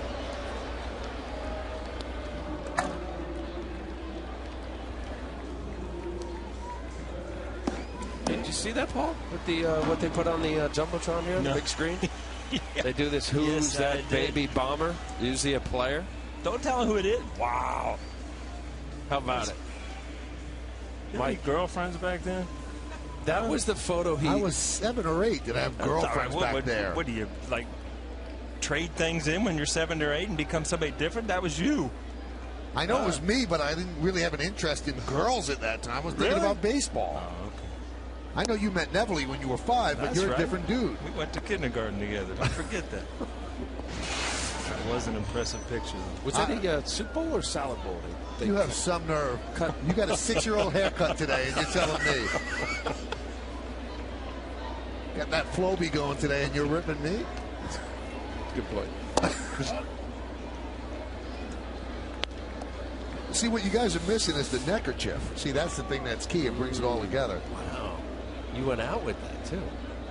That was photo day at school. Let me say that, Paul. He had that picture in his wallet for how many years? A long time. Showed it off. He's proud of it. You got things to be proud of. But you know why I used it? I would show it to people just to say, look how far I've come, and I can come even further than this. It worked. Jody believed it, huh? No, Jody's caught me on the downside. I don't think it's getting any better.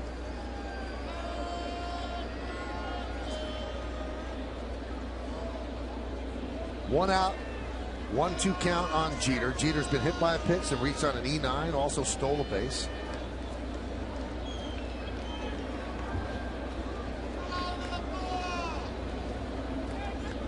And the pitch. Missed outside. Pretty good take right there, Paul. Little curveball. Nice curveball down the way. Watches the reaction of Derek. He wasn't fooled at all. See if he gets a fastball in here. What a pitch he hasn't been able to control. Hitting with it the first time, and he ended up hitting A-Rod with that same pitch. I don't know, if you don't trust that thing, that to throw for a strike if you keep going at it or if you go away again. It's just it's a change up there. But again, I don't think that he trusts that ball when he's trying to run into righties right now. I don't think he has good control of that. Well, there could be that little element of letting the ball go and missing as their both benches been worn.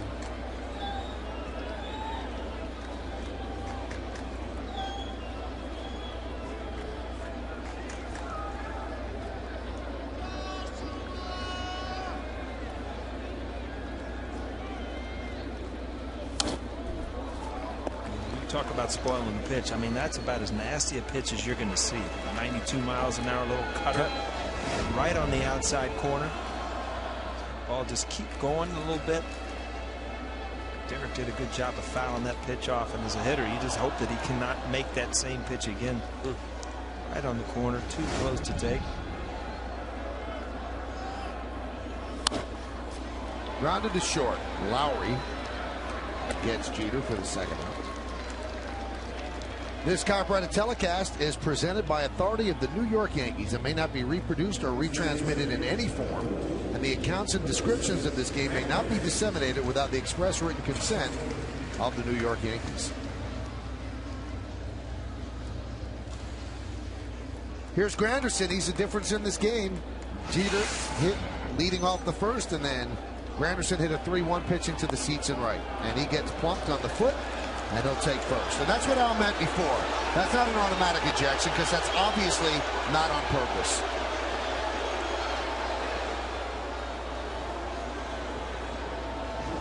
Curveball down and in. Hunter Wendelstedt, home plate umpire, hitting the back foot of Granderson. One place as a hitter that, and we saw that first night with Teixeira. Once that weight gets back on the backside, you cannot get that back foot and that back leg out of the way. Here's Teixeira. He's 0 for 2. Grounded back to the mound and struck out. Yankees had an opportunity for more runs in the third inning. Bases loaded, 2 outs. But Cano fouled out to Youkilis at third, and 3 were stranded. Those are the only 3 runners the Yankees have left on base.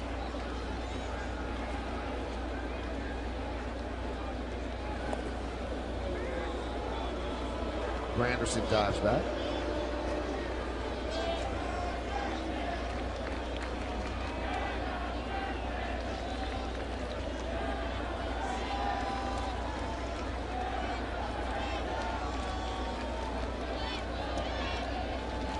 Little lean there.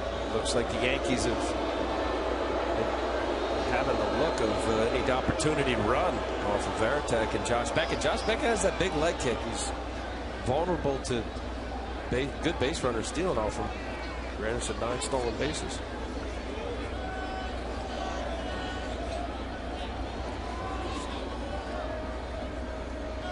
Granderson lean.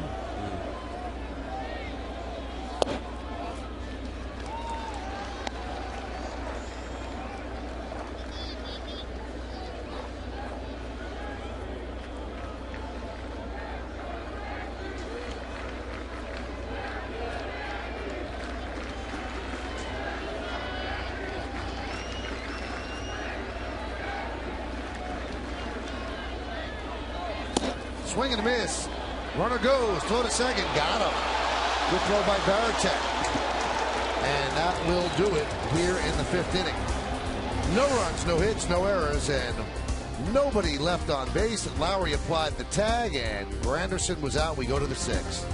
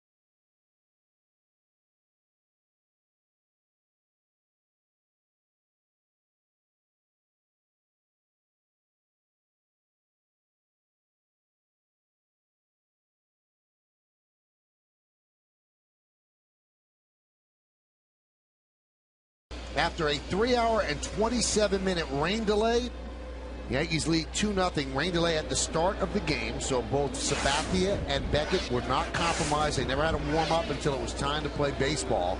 And they both come out and they've thrown the game that we expected, the game that we figured out on paper would probably happen, and they've done a great job. There's a strike to Marco Scutaro.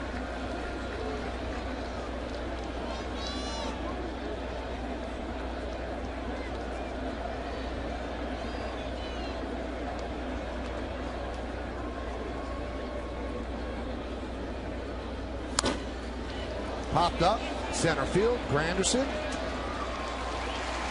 for the first out.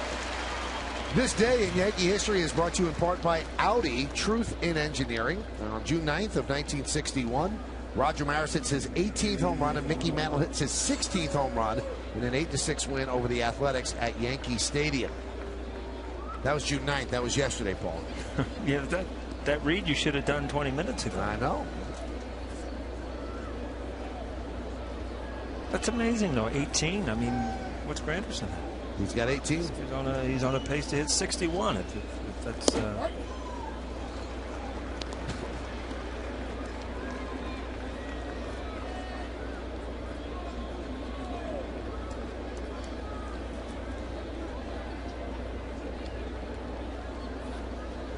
Gonzalez has struck out twice against Sabathia, and he taps that one to the first base side of the mound, and he's looked uncomfortable in all three at bats.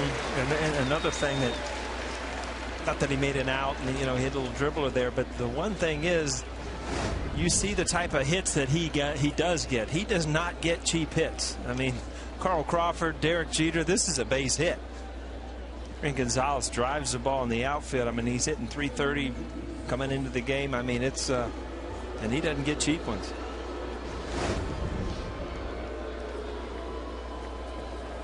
Considering Adrian Gonzalez's strength, which he is very good with the ball away, I agree with you, Michael. He has looked uncomfortable with the pitch in an area that he's usually pretty good at, which is away from him.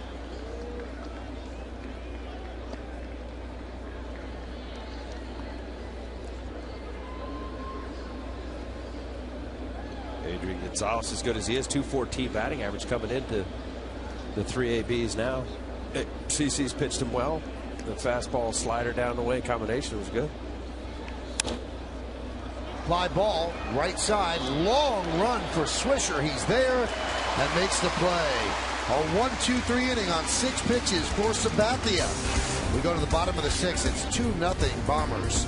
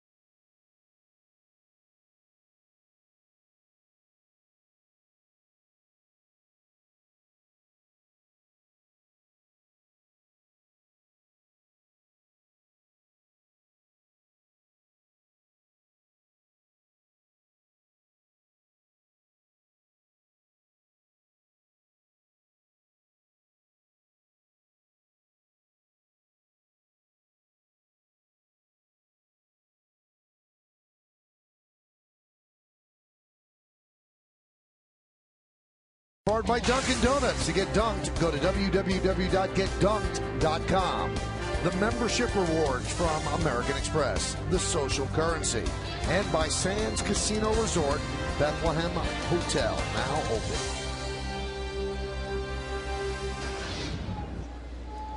So we go to the bottom of the 6th inning.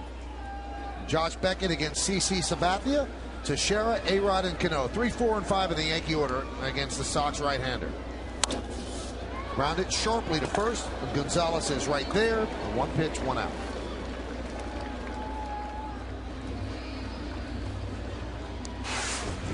No big numbers on that scoreboard, Michael. 2 good pitchers going at it. Now, this has got to frustrate you if you're Josh Beckett. You know you got good stuff, but you're looking at the scoreboard. You're down a couple runs, and CC Sabathia is just mowing down your team. Not thinking about it. Really? Well, for as much as the 2-run homer in the first, you believe as a pitcher that your team's going to score. You know who you're facing. Yeah, I mean, you're aware of it. You know you can't give up any more. Here's a pitch to A-Rod. Fouled away. The out-of-town scoreboard that you see on the top of your screen is brought to you by your tri-state area Volkswagen dealers. Visit VWDealer.com. The frustration may come in, Paul, is that he's had 6 no decisions. Yeah. With an ERA at 2.05 coming in. I mean, you figure in mid-June you got a 2.05 and you've had what, 13 starts or something like that. I mean, you're probably looking at 9 or 10 wins, and he's not there because of run support. And which is weird because this team can score some runs. He's been in a bad slot. You're right. 6 no decisions, leading the league in ERA, and you're 4-2 after 12 starts. Right.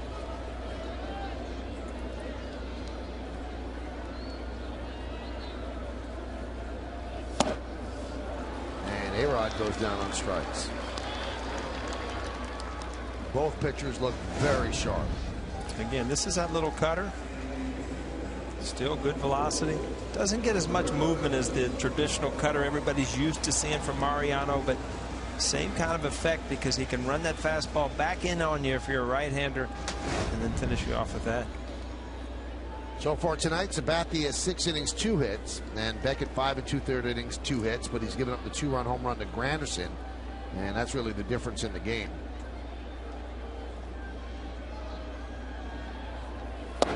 Pitch to Cano is a strike.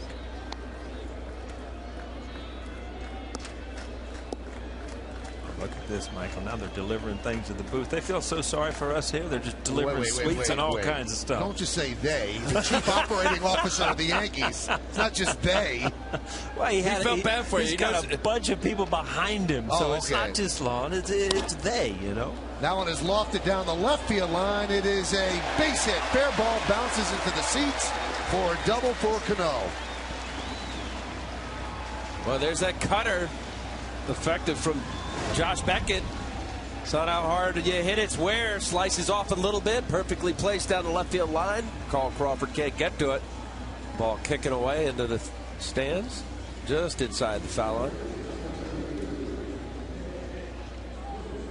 Kind of an excuse me jam shot. Would be a great shot right here, about a foot or so inside the left field line. You ever get any lucky hits like that? Oh, those were beautiful. You steer them too, because you hit them and they start hooking, and you run sideways and everything you can do to try to get an angle for that ball. All right, were you one of those guys where when you got to first you kind of laughed and looked at the dugout? Still can't stand it. Right? And you see hitters that get jammed and then they act like they're almost embarrassed. Bull crap! You are so happy for every single hit you get. I don't care how you get them. You can cue a ball off your toe. It doesn't matter if it's a hit. It's a hit. So if you were a pitcher, you didn't like it, they were smiling out? No, because it looked like, oh, look, I got, wow, I should have hit it harder. I got lucky to get a hit. Right.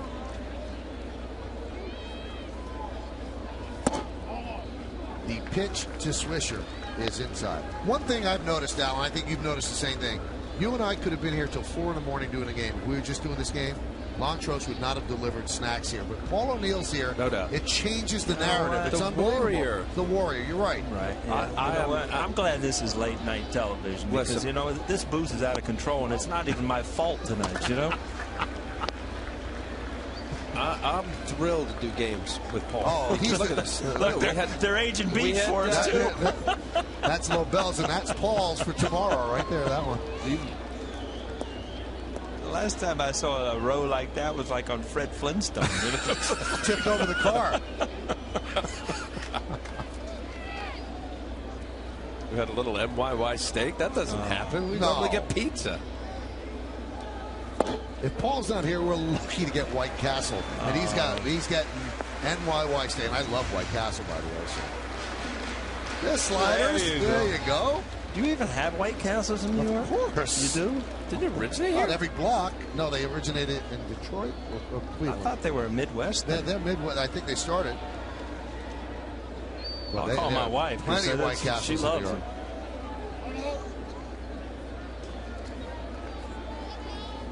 Now, in the leafy suburbs of Westchester, where you and your wife stay, I don't know if you're going to find a White Castle.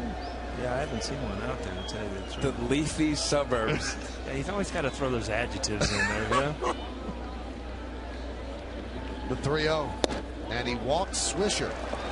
So that's going to pass the baton to Jorge Posada. Posada 1 for 2. White Castle was founded in 1921, Paul, in Wichita, Kansas. Just came off the top of your head, huh? No, Bill Bowen, my producer. Right through your ear? Yeah.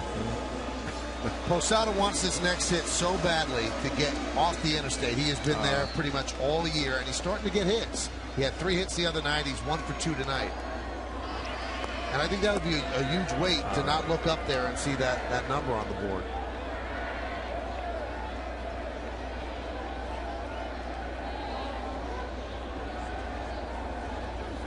Pitch is high. Last time up, he lined a single right field.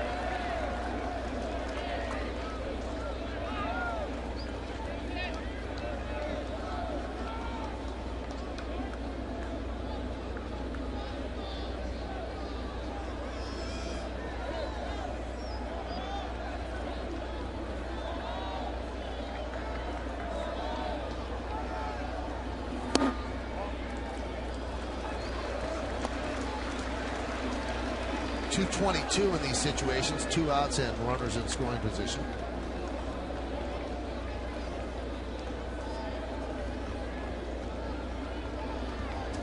Posada has not been above 200 since April 5th, so it has been a long climb for him. Beckett takes something off that pitch, 2-1. Like CC Sabathia, Michael, that's why Josh Beckett was leading the American League in ERA. Right now, a mistake of 3-1 fastball to Granderson is the difference. He's 2-0 count. Posada, we're talking about off the interstate, getting to Mendoza line at 200. He throws him a 2-0 changeup, still respecting the fact that Jorge Posada can hit a fastball.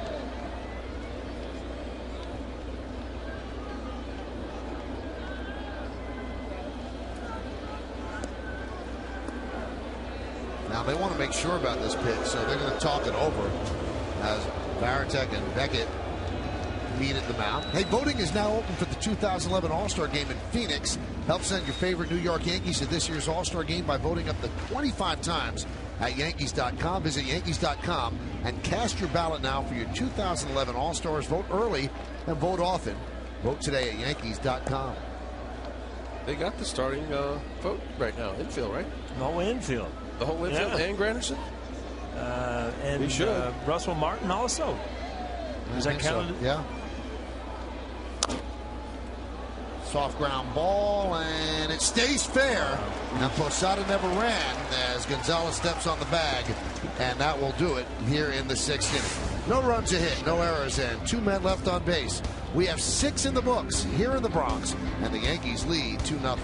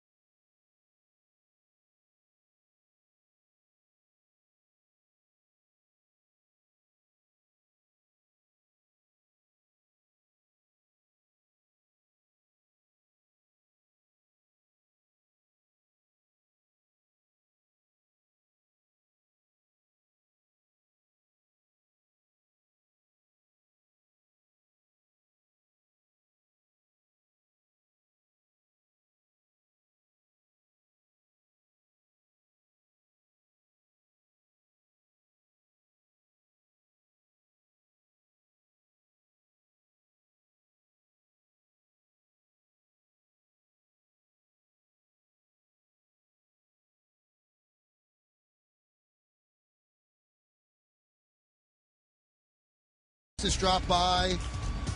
Paul O'Neill, bored. Look how fast I'm bored, though. Outliner's kid dropped by. Wow. Flip. The boss, Flip, and his son dropped by. David Cohn. Everybody. Costas came back for a slice of pizza. Oh, yeah, it was busy. 3 hours and 27 minutes like Grand Central in here. It was like an old-timers game. David Wells was in there, David Cohn. Yeah. And I didn't touch you once that whole time. You didn't what? Mike, okay. Do you ever watch him when he does the like segment 2 with me? He's hitting me, touching me, grabbing my arm. I get black and blues. As David Ortiz grounds a single up the middle, leading off the 7th inning.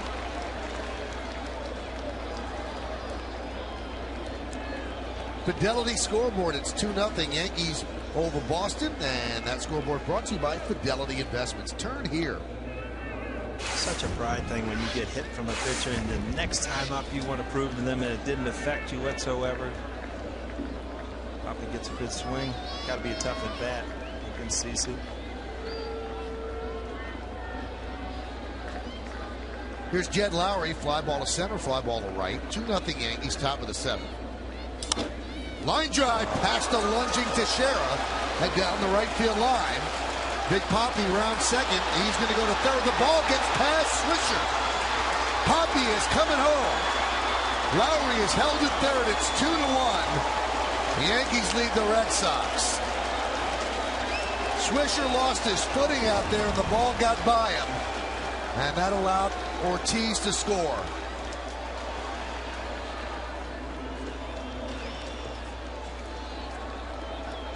Yeah, I think that he had an angle at it, and then he realized that his angle was wrong, and he almost kind of jumped, stabbed at it, and it just got by him.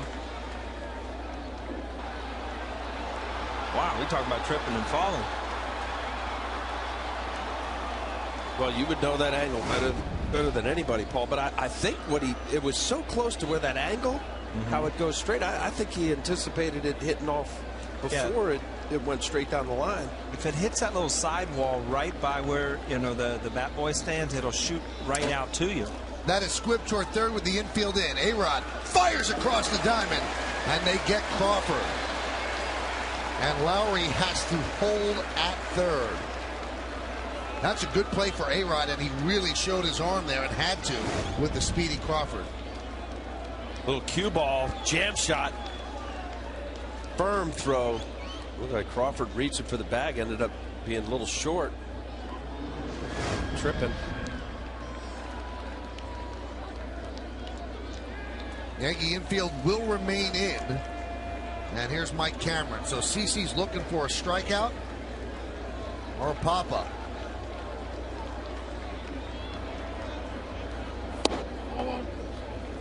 Cameron grounded to short and then flied out to right.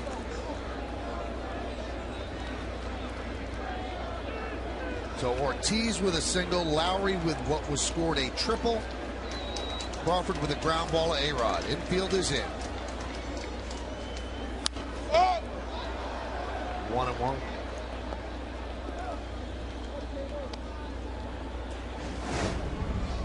Again, if this ball hits here, it'll shoot straight out to you, and I think that's what he thought by coming here, and all of a sudden it hugs the wall.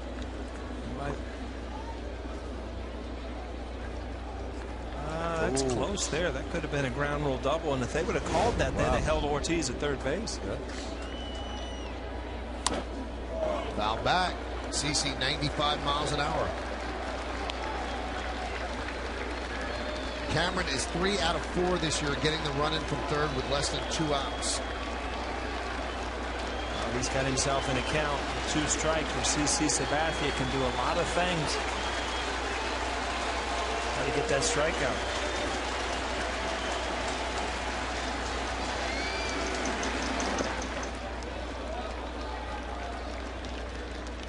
Pitch any different with the guy infield in now? No. But that's, I would think more inside because it's a hard pitch to really fight off. It's usually a ground ball jam shot. You're thinking down, of course, in the zone. But right here, I know you're going to mention with the runner at third base. You trust if you're throwing your breaking ball, you trust that your catcher can block it.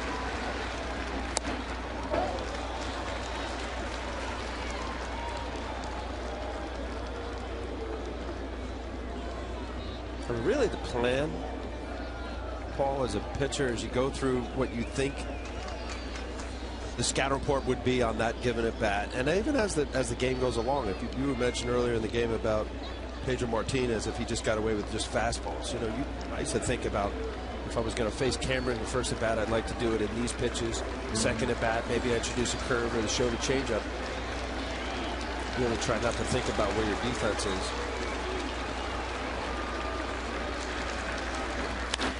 That one is hammered to left field. It's a base hit. It's a tie game. Gardner plays it out there. Cameron on second, RBI double. 2-2, top of the seventh. Yeah, I think if CC Sabathia had to do this over again, I think he would go for a breaking ball or a strikeout pitch. And knowing that you've got Jason Varitek on deck, who is a double play threat and also struggling at the plate, he got a fastball up in the zone. That's exactly what you want as a hitter, especially on a 3-2 count. Cameron just hammered it. Yeah. That's a mistake. And for a pitch going down in the zone, Mike Cameron, at 38 years old, has always been a good fastball hitter. Granted, the bat speed's not quite as quick as it once was. But as you said perfectly, with Varitek on deck, you got a 3-2 count. Trust that you threw it the previous pitch to get to 3-2. You threw the slider. It's easy to second guess, I know. Well, as a hitter, I mean, it's like ingrained in your brain from Little League that 3-2, okay, now he's going to come after me. And, you know, you swing at so many balls 3-2 if the pitcher has the guts to go to an off-speed pitch. Pitch is high, 1-0 to Jason Varitek.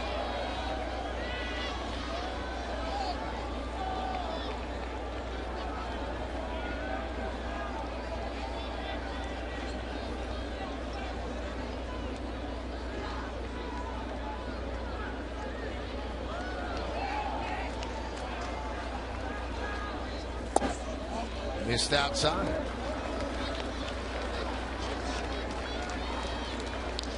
Funny how the game goes. I mean, CC's throwing the ball so well. All of a sudden, a single and kind of a weird play out in right field, and one big hit, and it's a tie game. And it's in a blink of an eye, really nothing's changed with your stuff or anything. All of a sudden, you've given up a couple hits, and next thing you know, it's a tie game. 2-0. Foul back.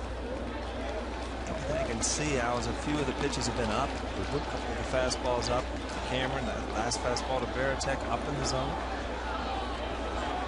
Behind in the count. And a little laugh there. Adrian Gonzalez and Terry Francona.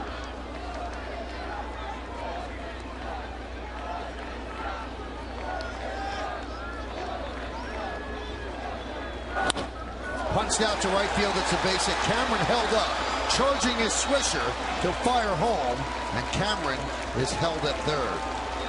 You know, I always say the best throw an outfielder can make is getting to the ball and getting rid of it, so the third base coach has to hold him up, because this ball's off target, but it doesn't matter. He gets to the ball quick, gets rid of it, and you see Mark Teixeira having to run. This ball's not even close to home plate, but third base coach has to make a decision as soon as you get to the ball and release it. Now you saw that little bit of hesitation, Cameron making sure that ball goes to the outfield with one out. Fly ball in the outfield, sacrifice fly. Red Sox could take the lead.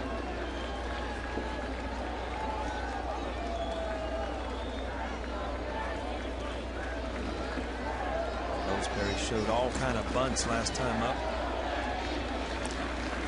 Keep that in mind too. You've seen guys that truly want to play the game of baseball. I mean, you can drag a bunt with you. You at least get that winning run in if you feel like you don't have a good at bat against a guy. He's tough on lefties. Shortstop and second baseman Cano and Jeter are kind of in a little bit to try to turn a double play against the speedy Ellsbury. They're not back, and obviously they're in at the corners with runners on first and third.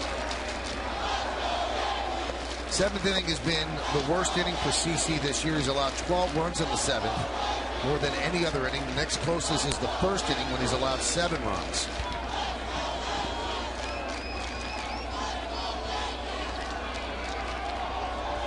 The 0-1. 0-2.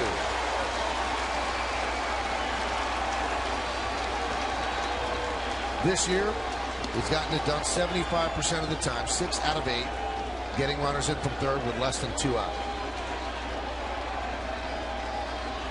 He's going to have a tough time right now. He's 0-2. CC has a couple pitches here to try to put him away.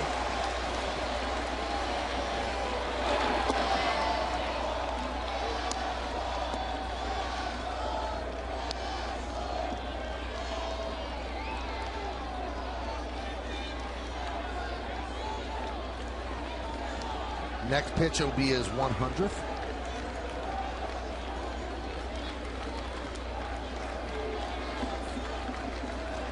Bullpen is up, but you know, CC looks like he has plenty of stuff. The only problem is he has gotten late in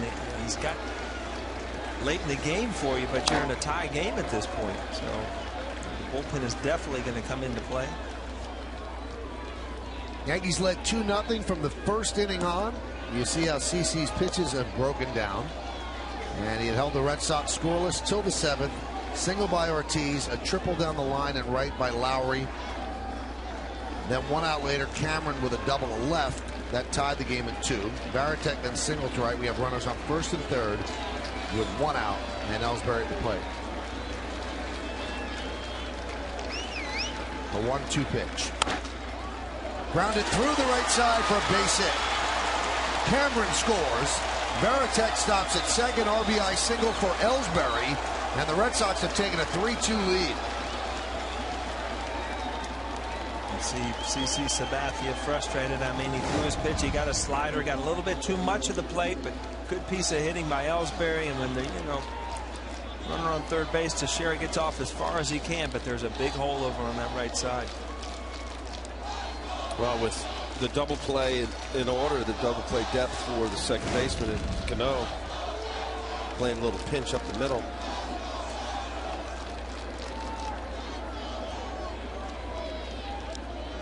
Larry Rothschild shaking his head.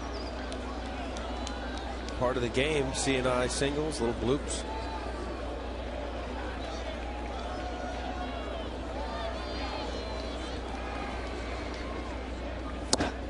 And there's a strike.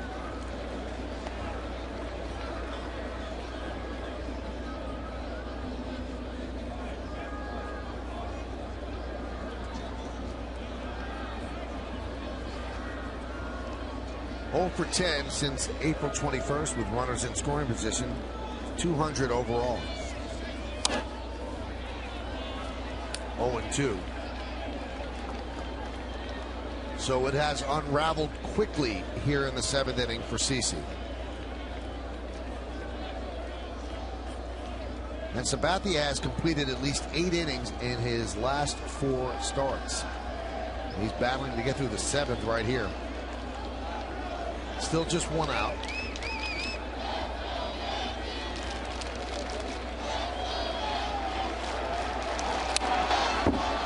Usual there. Let's see that. Peeking. Oh yeah, maybe his helmet's way down, kind of like peeking at the pitcher. I think you'd want to get a good clear view of the pitcher, wouldn't you? It's a little different from Marco Scudero. Joey looks out to CC here. Notice how he extends his arms out completely sideways before he gets back in there. It's a brim of his head. Helmet.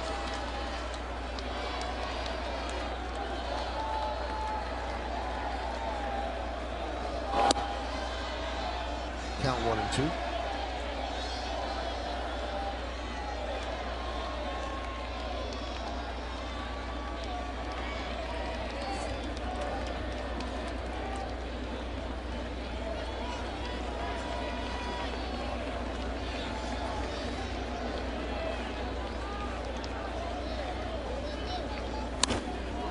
Driven out to left field. Gardner back, and he'll make the play on the run. Both runners are a treat. Pretty nice play by Brett Gardner. A great play by Brett Gardner. And I tell you what, if that ball gets over his head, and he was playing fairly shallow, 2 strikes on the hitter and gets a great jump. That ball gets over his head, it's a 2-run double. Breaks this game open. And the one reason reason you can play that shallow with two strikes is because you are comfortable with going back out of the ball, and you know you've got good enough speed to get back there. I'll tell you, both Granderson and Gardner play shallow. Protecting against that little bloop and trust that they can get on their horse and run down some balls in the gap.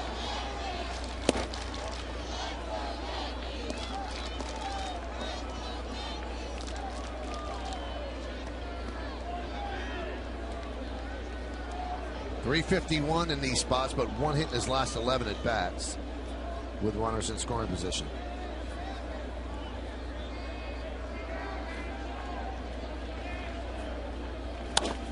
Grounded up the middle. Does it squeeze through? Yes, it does. A base hit. Varitek will score. Ellsbury goes to third. The throw comes into second. RBI single for Gonzalez, and the Red Sox lead 4-2. He struggled his first couple at bats off the CC, but if you watch the replay of this, the key to hitting a left-hander is to keep that front shoulder in, and you'll see Adrian Gonzalez, nothing. That front shoulder right at the pitcher. Not going to pull off this time. Got in on him a little bit. Good piece of hitting. Knows how to drive in runs. And CC is out of the game. 4 runs he's allowed here in the 7th inning. He's given the lead up. We'll be back.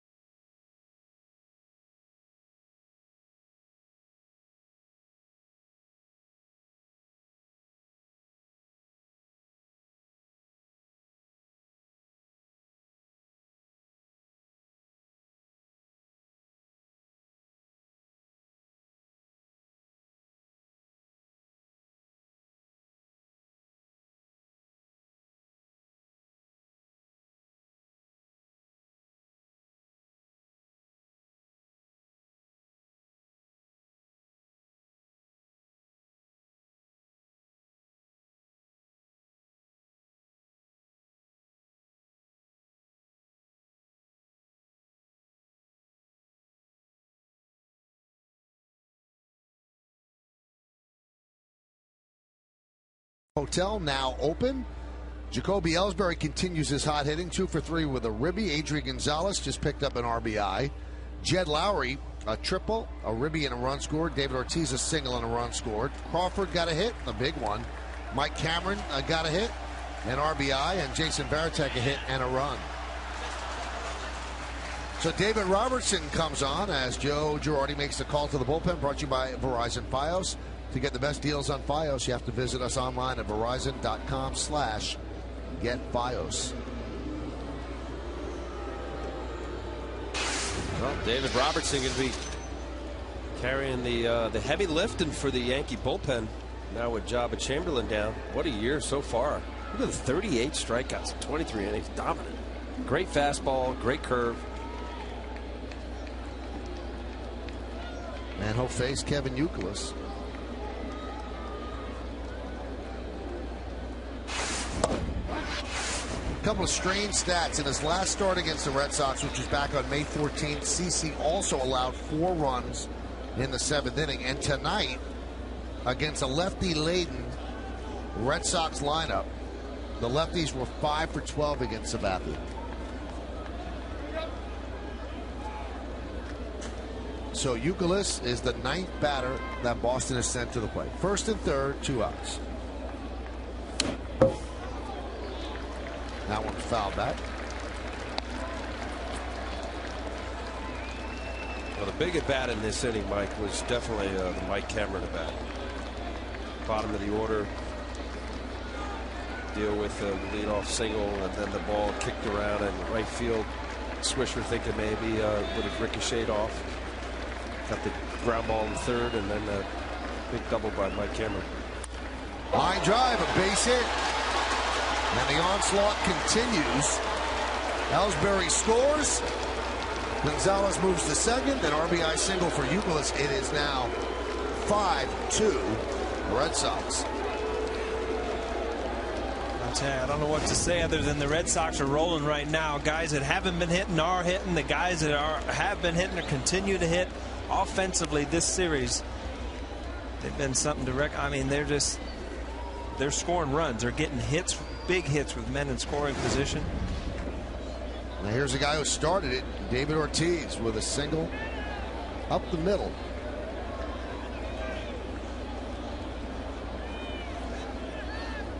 Before that, Sabathia was just coasting.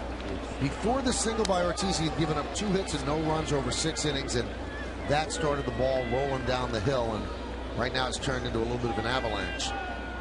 Red Sox 5 for 10 tonight with runners in scoring position. That one is driven out to left center field. On the run is Granderson. It's over his head and up against the wall. Gonzalez scores. Here comes Youkilis. He'll score. It's a 2-run double for Big Poppy. And Boston leads 7-2.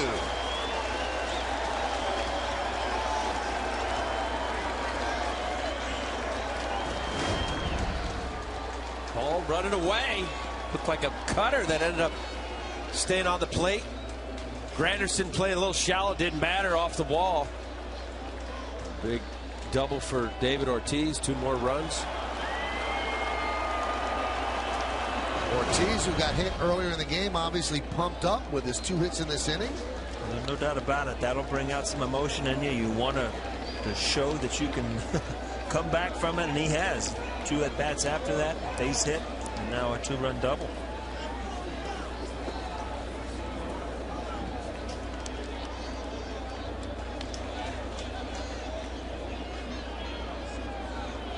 And the pitch to Lowry is a strike.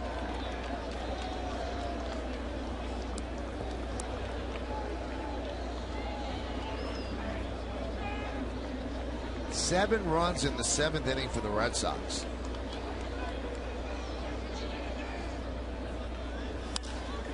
That one is laced into left field, and Gardner makes the play on the run for the final out. But the Red Sox score 7 runs on 8 hits, and they leave 1 man on base. At the end of 6.5 time for the 7th inning stretch, Boston leads 7-2, but we'll stay right here to honor America in the Bronx.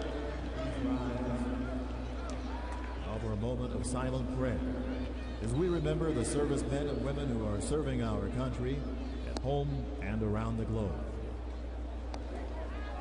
Thank you. Now join in Kate Smith's rendition of God Bless America.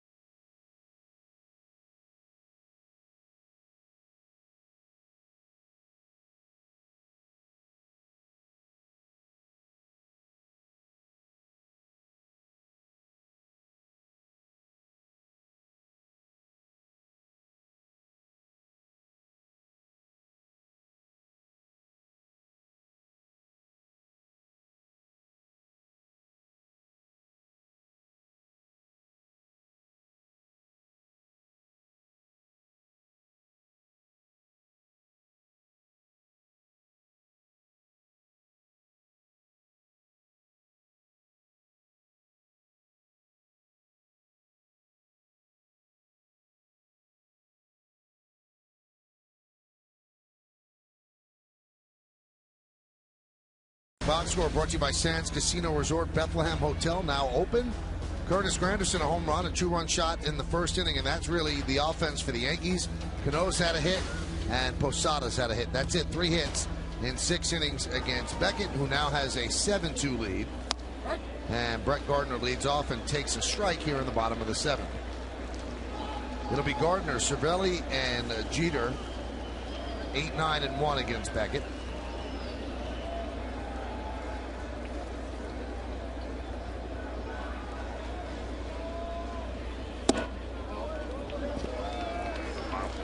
Fidelity scoreboard shows you 7-10-1, leading 2-3-1.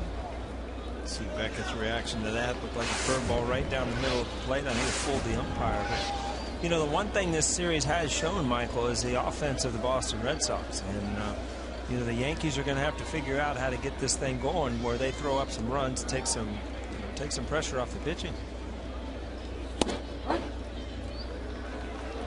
Any rhyme or reason, Al, to what happened to CC? He's coasting 2 hits, 6 innings, and it all falls apart in the 7th? You know, Mike, I go to that Cameron at bat.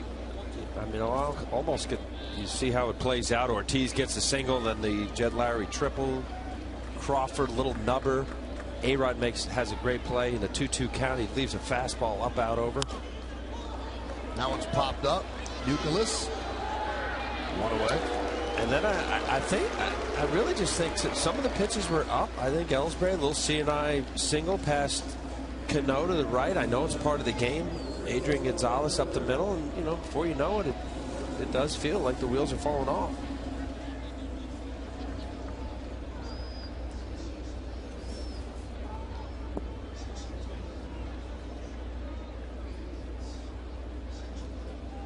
Here's Cervelli. He's 0 for 2, tried to bunt, popped up to Beckett, and then struck out looking on a breaking ball.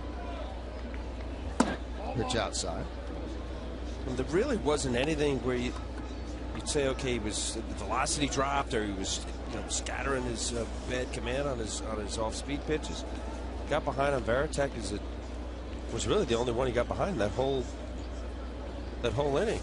I think a lot of his fastballs in that 1 inning kind of got up in the zone. That's really the only thing that was the difference from the first 6 innings. You know, you mentioned a couple innings ago, Paul, about, you know, the frustration. Is there any for a guy like Josh Beckett who's not getting run support? He's had 6 no decisions, and really, you know, it sounds kind of like a standard answer of a cliche. No, I'm just trying to make pitches, but you have to believe your offense. Look, Boston's got the best offense average-wise in the American League, and even though he's been in a bad spot and not getting the run support, you continue to pack away and make pitches. And in his case, you hope that your counterpart in CC would have an inning as he did last inning.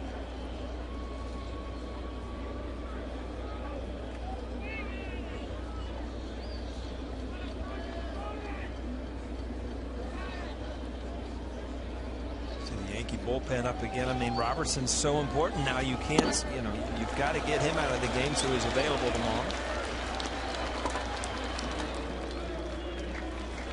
2 away with the strikeout of Cervelli. Hey, join Derek Jeter on the road to his next milestone. Become a Yankees Universe rookie member and receive a limited edition Derek Jeter bobblehead. This 5-inch bobblehead is only available as part of the Universe Rookie Package and is a must-have for every fan's collection. Members will also receive the other items in the Universe Rookie Package, including a Yankees Universe t-shirt and a customized membership card. Join Yankees Universe today by calling 800-GO-YANKS or by visiting Yankees.com/universe. And here is Derek Jeter. No hits today. Now he has one. He is 10 away from 3,000. 2,990 hits with that single. He has 4 hits in this series.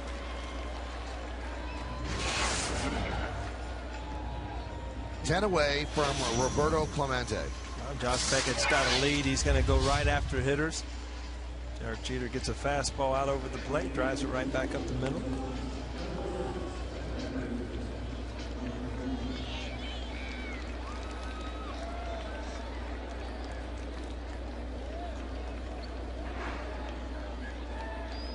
Those are the pitch breakdowns. 101 for him. And the pitch to Granderson is a strike.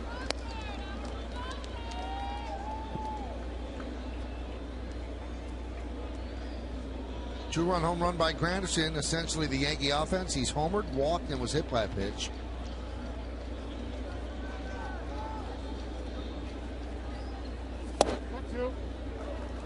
Third strike. This is what Beckett's done against the Yankees this year. 20 and 2/3 innings. Just 10 hits, 2 runs, and that was in the first inning tonight. 5 walks and 24 strikeouts in 20 and 2/3 innings.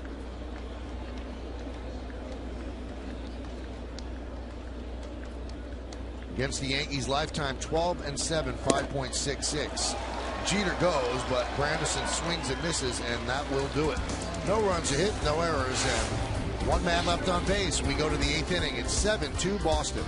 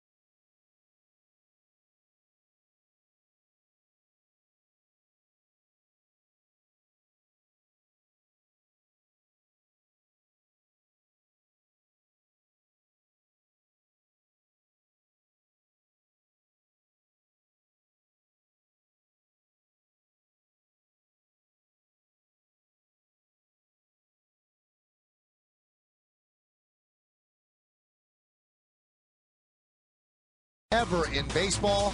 So why is Yogi Berra being compared to William Shakespeare? Find out on the Verizon Fios game wrap-up tonight on My 9 News.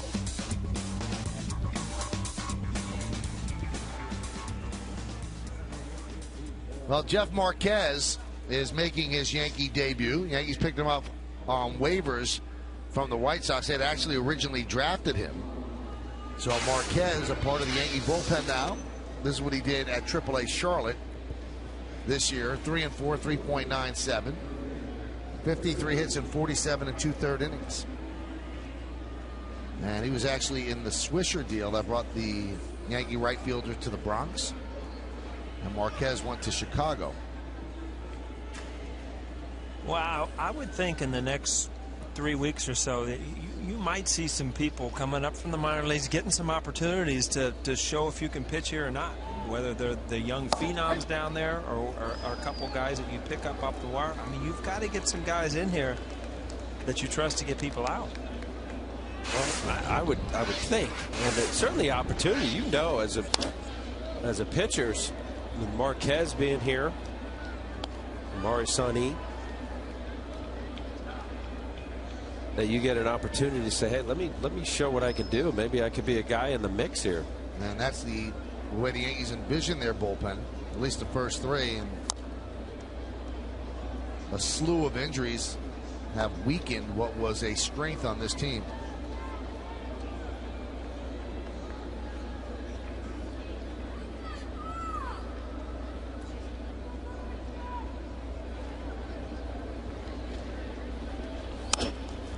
Ground ball right side. Cano will get Crawford. Crawford 1 for 4 tonight.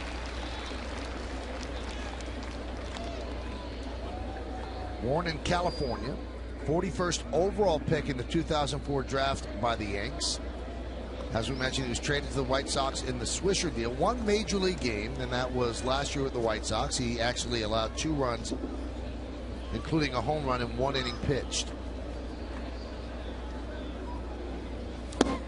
Mike Cameron with a weak wave.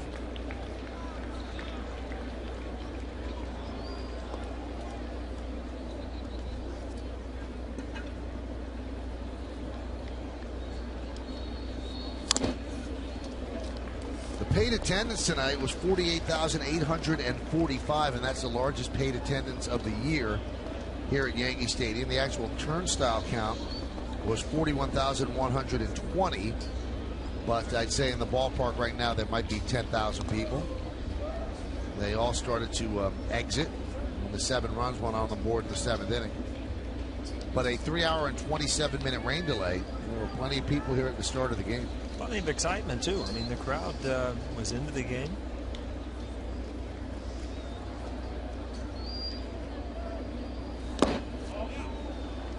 See some of these swings from Mike Cameron. I mean, here's a guy that has taken on a role of platooning, you know, playing against lefties. So, you know, you get in a game like this where you've got a big hit off of lefties.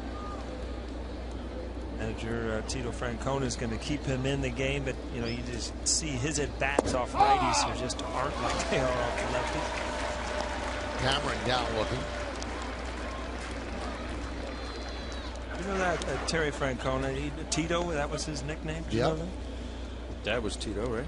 Right. And they call him Tito as well. See the out-of-town scoreboard there.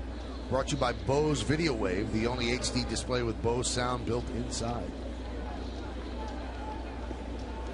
Paul, you mentioned about the relievers and what's going to happen here and who's going to find their slot, what the potential options are as the Yankees trade, bringing guys up, whatever it may be. But I think about Tampa Bay, Michael. You know, decimated bullpen, everybody gone. What Joe Madden said, you know, I'll find an arm or I'll find arms. Joel Peralta has done a nice job. Farnsworth, 13 saves. You got young guys, Adam Russell, Brandon Gomes. Yeah, but the difference is they found those arms in the offseason. Now Brian Cashman has to find arms in the middle of a season when people aren't just giving away people in the bullpen. True, and they were via trade. Got 3 arms that are in their bullpen right now. Jason Bartlett traded to San Diego. Cesar Ramos was in that trade as well. All doing a nice job for Tampa Bay. San Diego might be the place to shop for relievers still. Heath Bell is the last year of his contract, and they're probably not going to be able to afford him. There's a strike to Varitek. Trade deadline is July 31st. You could acquire people after that, but you can't get them without them passing through waivers.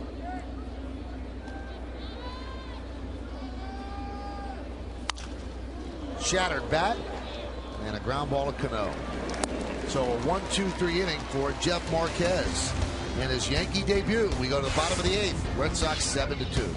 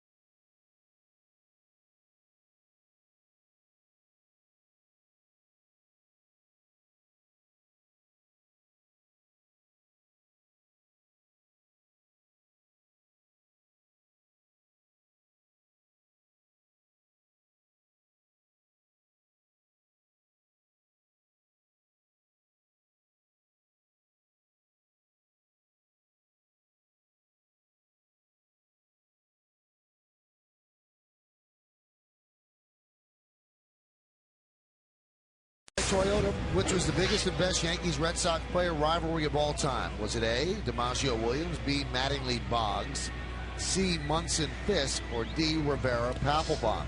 Text A, B, C, or D to 70377 or go to my9tv.com. Find out the results right after the game. It's Take on Russ, brought to you by Toyota.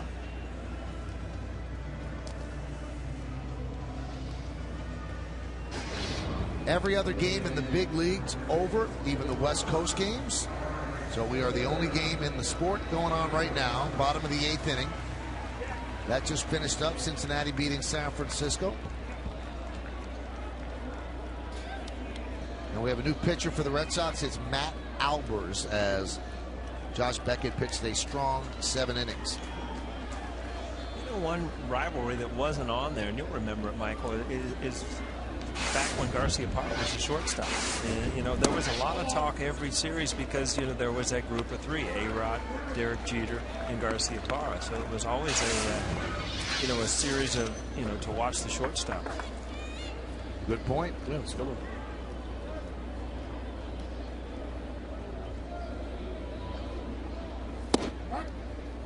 There's a strike.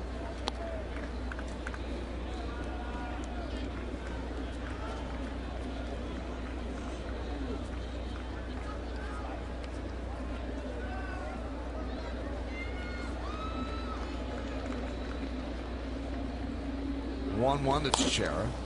Fouled away. Mark is 0 for 3. 5 for his last 27. Averaging 255.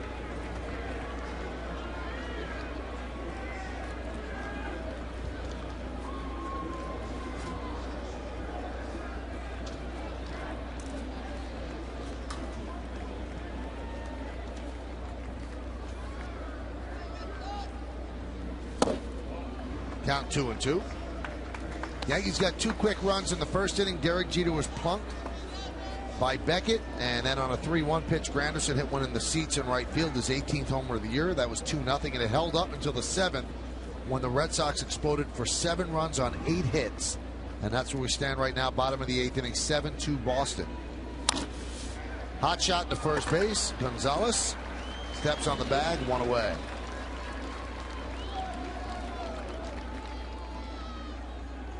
Well, one thing that we've seen from Gonzalez, he can really field that position. Very smooth at first. That was not a hard play, but he's good. That ball's hit hard, though, Michael. And you see there's no jabbing at the ball or everything. Everything was in rhythm, real soft hands. You see guys stabbing at the ball or a lot of movement. It just looks, everything he does on the baseball field just looks like it's very natural to him. Here's Alex Rodriguez, 0 for 2 and was hit by a pitch. Cleveland comes into town later today, and they will begin a 4-game wraparound series. By wraparound, I mean tomorrow night or tonight, Saturday and Sunday afternoon, and then Monday night.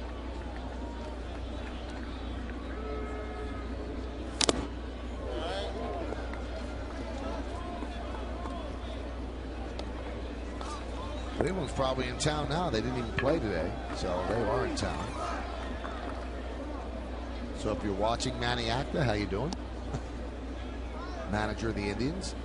Well, there's a team that's got off to an unbelievable start, to the surprise of almost everybody in baseball. But lately, starting to fall a little bit. Be a big series for them to show up here for 4 games in Yankee Stadium. Coming into action today, they were a game and a half ahead of Detroit. Detroit won today, so Cleveland didn't play, so it's a game now. And Cleveland 34-26, and they're 3-7. The Indians are in their last 10 games. The 1-2 to A-Rod. 2-2.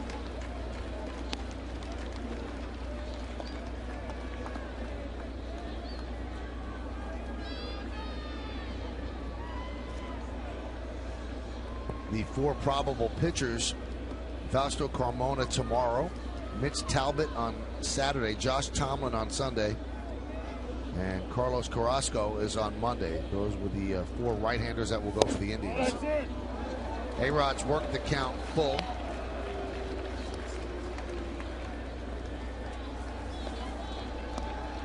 And the Yankees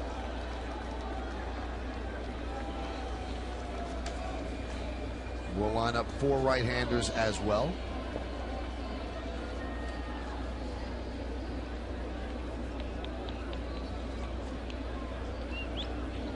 And the 3-2 outside, so A-Rod works a walk. Let's take a look at the matchups for the weekend series with the Indians. Carmona against Nova later today. Saturday, Talbot against Colon. Then Sunday, Tomlin against Garcia, coming off a shaky start against the Red Sox. And Carrasco against Burnett, also a shaky start against the Red Sox. Josh Tomlin, what a nice surprise in baseball for the Indians. They're going to miss Justin Masterson. I think it's been a good story. Still holding up. Tigers are coming up on him. Just look at the record of Fausto Carmona. Remember, he was game 1 starter up there a few years ago up in Cleveland. I mean, unbelievable stuff. So you're just going to have to see, you know, what has changed. A-Rod goes. He'll go to second. That's defensive indifference. He wasn't being held.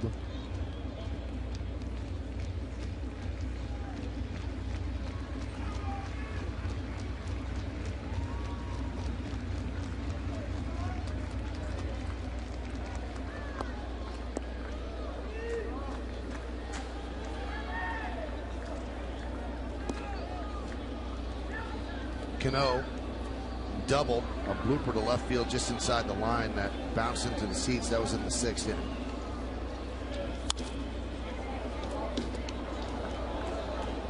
Now, if the Red Sox win this game, it will be the 6th straight game they beat the Yankees here at Yankee Stadium.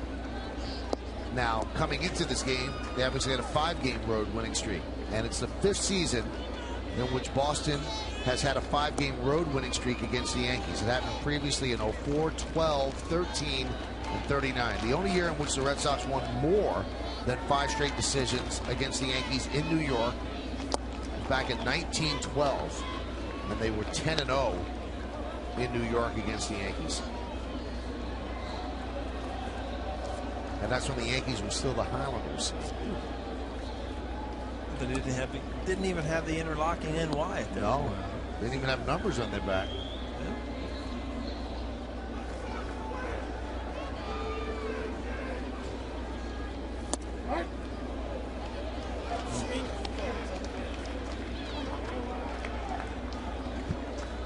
It's amazing how you can hear certain fans when it starts to thin out at the end of the game. The smaller the crowd. Takes you back to the minor leagues, doesn't it? Or how when you could really hear them. Huh? Or Milwaukee County Stadium a few years ago. The 2-2.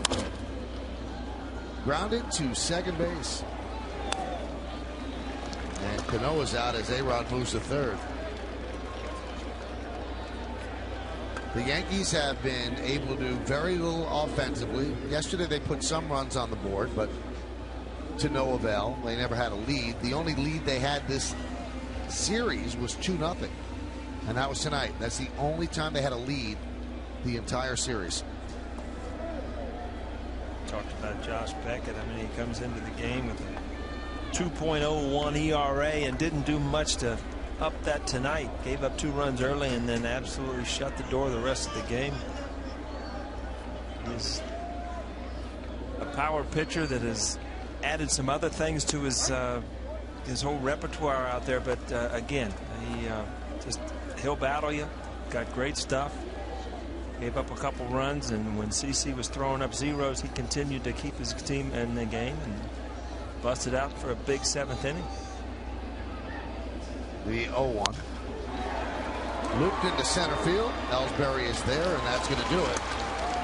No runs, no hits, no errors, 1 man left. We played 8. It's 7-2 Boston.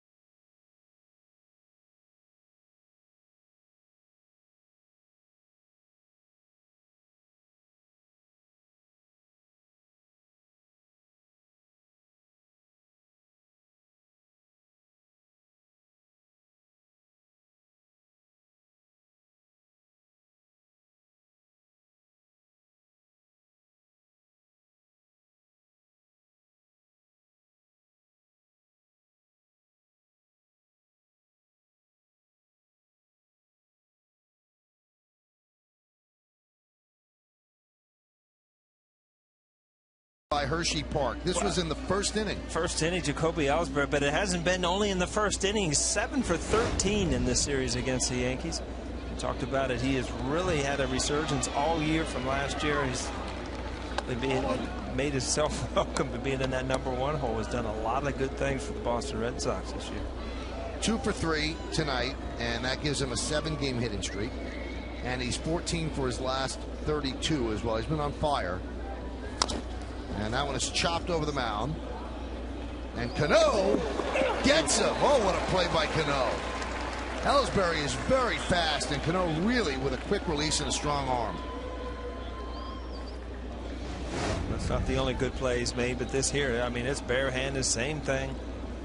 Getting by a half step. Great play by Cano. These things get overlooked because of where the game is, and that's just a great defensive play.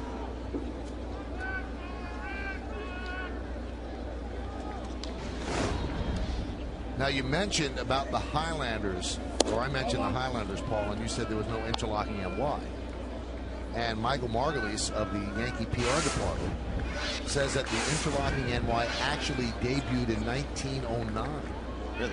So it was there. So they were the New York Highlanders. So, of course, the NY could still be there. We went way back for some of this stuff tonight. You know that?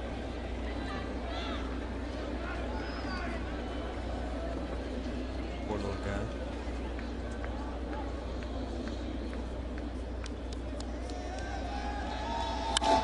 That one is driven into right center field off the bat of Scudero. And that's going to be an extra base hit. In fact, that will extend his hitting streak to 7 straight.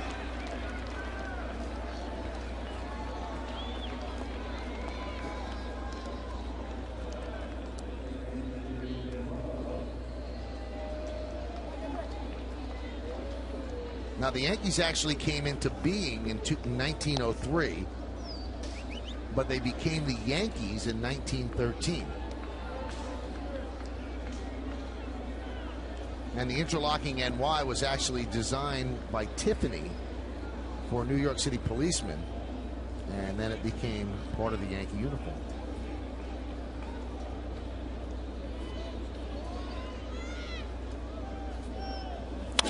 And that one is hammered into right center field. It is a base hit off the bat of Gonzalez, and that one goes to the wall. Scudero will score. Gonzalez with another RBI, his second hit, and it's 8-2 Boston.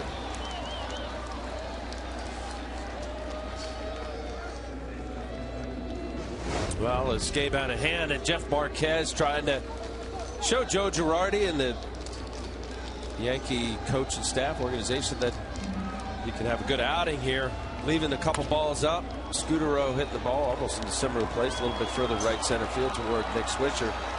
Very good hitter, and Adrian Gonzalez getting that. Another RBI.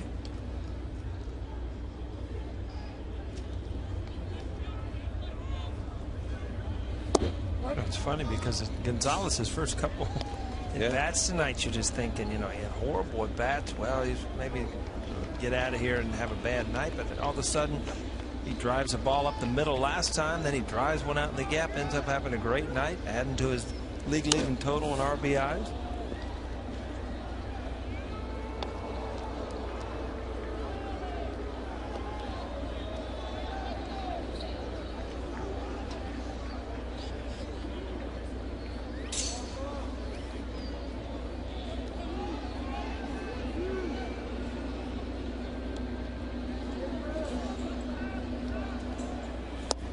Now, it's late at night, but, you know, it's never too late to learn, Paul.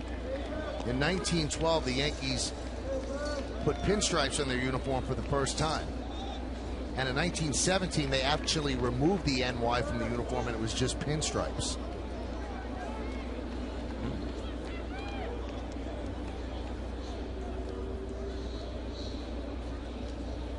Let the logo show up again. The NY came back in 1936. You know, it's funny because other teams have pinstripes. I mean, it's a popular thing on baseball, but when you hear about pinstripes, you think of one team, the New York Yankees. You know what's amazing, though? It's an old wives' tale that the Yankees had pinstripes because it was slimming for Babe Ruth. But Babe Ruth played with the Yankees from 1920 to 1934, and he never, ever wore pinstripes. because the Yankees didn't have pinstripes on their uniform in those years. They removed them in 1917 and they put them back in 1936. He never had pinstripes. Wow, that's news breaking, isn't it?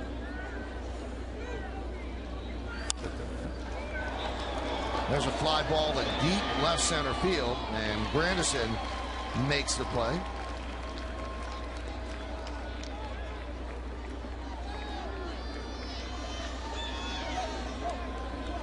That's where the Highlanders played in 1903. And that's not interlocking.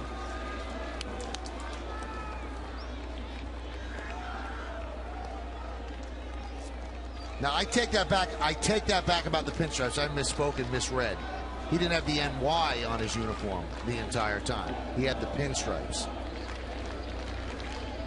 So they had only the pinstripes. The NY was taken off from 17 to 36.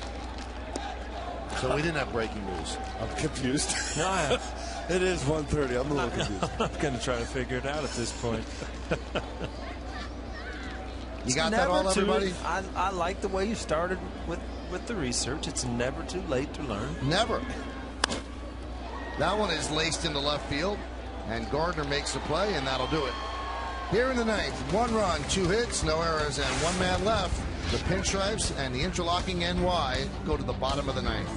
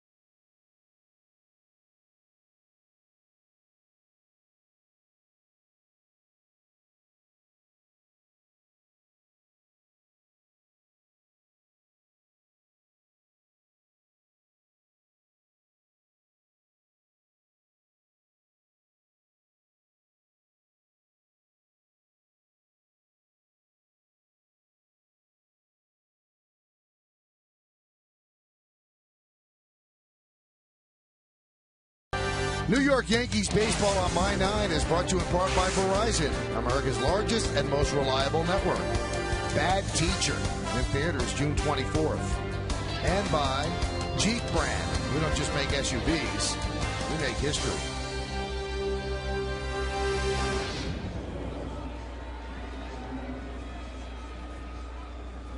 Well, we go to the bottom of the ninth inning. The Yankees are down 8-2. And the new pitcher is Dan Wheeler.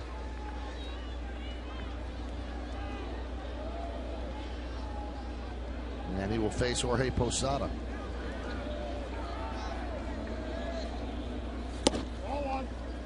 One more uniform note, Paul. The famous navy blue cap with the white interlocking NY, that didn't become the official cap until 1922. They had white caps with pinstripes, different sorts of looks. That cap became official in 1922. And what did you say Babe started here and when? Babe started in 1920. 20? A couple years later? That did have a picture. He had pinstripes, but he didn't have the interlocking NY on the front of his uniform. He had all the homers, I know that. Yes, he did. And he had a number 3 on his back.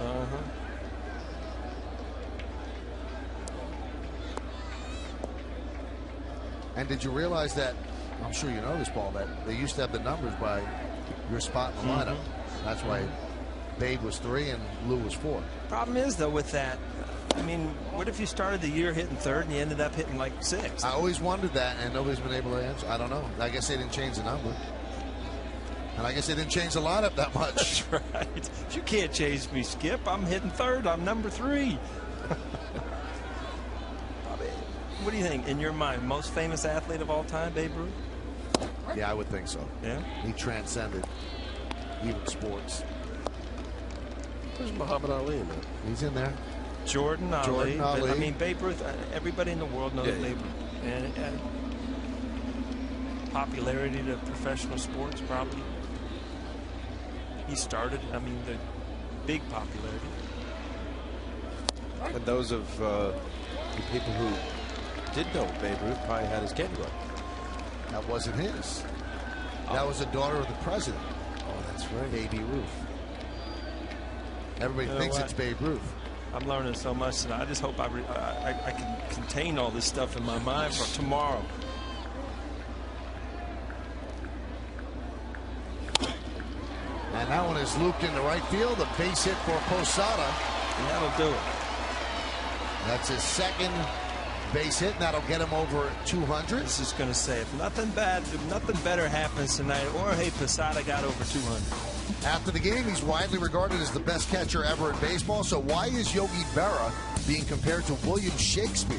Find out on the Verizon Fios game wrap-up tonight on My 9 News.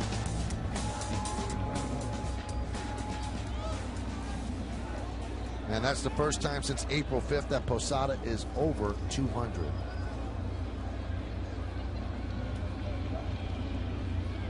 He's at 203. Here's Gardner.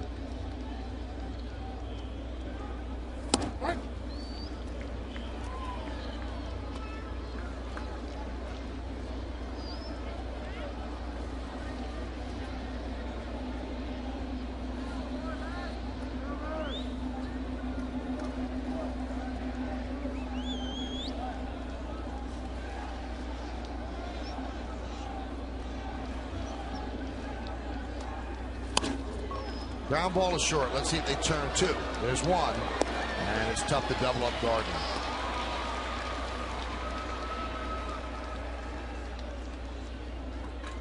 See Brett Gardner, he's just caught a little in between, frustrated, can't get some hits, hit the ball hard, hit at somebody.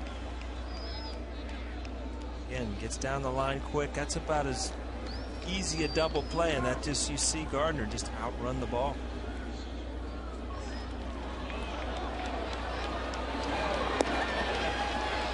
Well, they're going to send up Chris Dickerson now to pinch hit for Cervelli as Gardner reaches on the fielder's choice.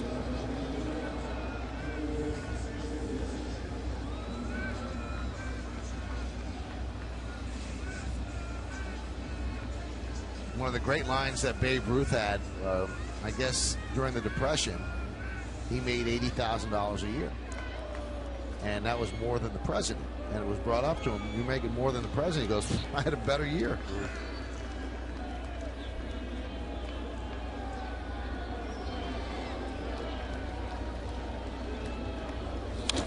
Dickerson fouls it back.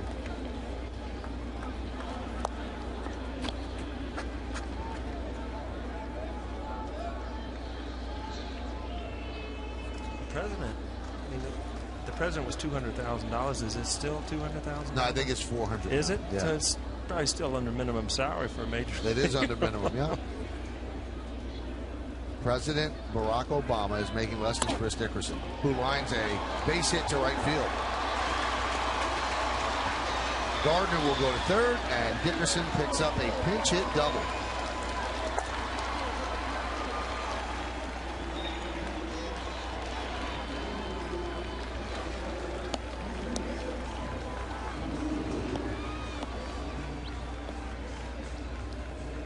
Derek Jeter will get another at bat here. See if he can inch his way closer to 3,000.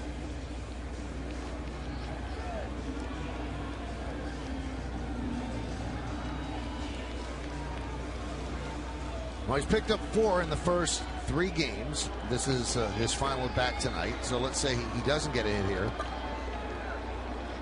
He gets 4 every 3 games. Then in the last day, he's going to be 2 away. He's going to have a 2 for, maybe even a 3 for over the weekend.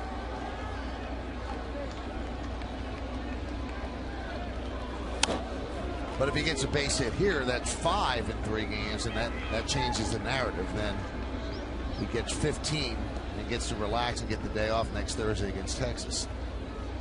If he gets 5 every 3 games.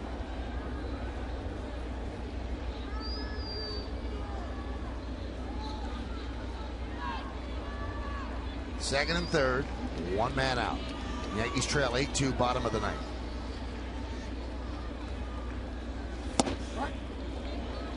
And a strike.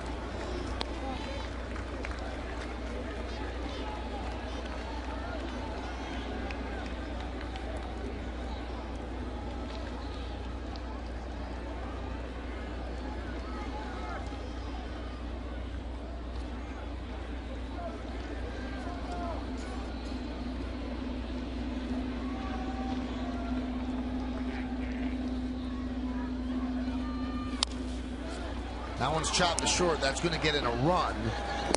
And the throw by Lowry gets Jeter. He picks up an RBI, his 18th of the year, and it's 8-3 Red Sox. As Dickerson moves to third. Yeah, a little disappointed. Danny Wheeler, the previous pitch, he just couldn't pull the trigger. Ended up getting a little, like a backup slider. Ended up getting in on his hands. Paul, watch what Wheeler does as he comes to the set. Would that distract you as a hitter? No, but I did notice that right when he came in the game, and I was going to ask Al, how do you get into these kind of weird things? You know, hitters do weird things too, but I mean, what's that all about? Well, he has a split finger, so a lot of times we saw Ryan Dempster with Chicago wiggling his glove. Now right here, he'll have a split finger grip. So in order to either get to another pitch, you don't want to show anything with the glove. Guys are looking at the glove all the time, so that's kind of his goofy way of either keeping the grip or changing it. Strike to Granderson. And he has to do it that way every time, otherwise it would be a balk. There's got to be a continuous thing, like when Louis Tiant would come to all those stops. That was his normal set, and that's why it wasn't considered a balk. Grounded foul.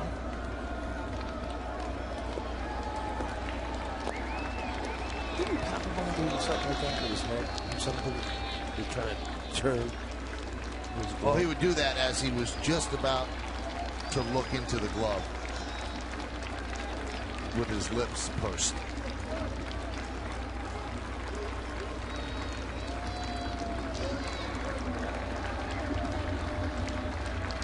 The 1-2.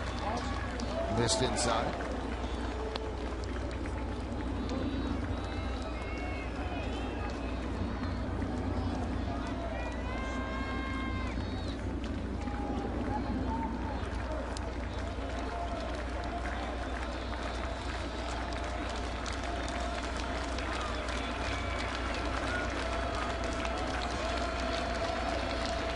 The 2-2 to Granderson. He swings and misses, and that will do it. And that will do it for the Yankees as they lose this one 8-3. They score a run on 2 hits, and they leave one in the 9th inning, and a loss 3 days in the Bronx for the Yankees, as the Red Sox have now taken 2 out of 3 from the Yankees in Boston, 3 in a row in New York, and another 3 in a row. The Red Sox, in the first 9 games of the season, they are 8-1 against the Yankees, and they leave New York with a 2-game lead in the American League East. Stay where you are. You've stayed so far. We appreciate your time and your effort. Red Sox celebrate, but we've got some awards to give out. Once again, the Yankees lose this one 8-3, and Big Papi had a big 7th inning.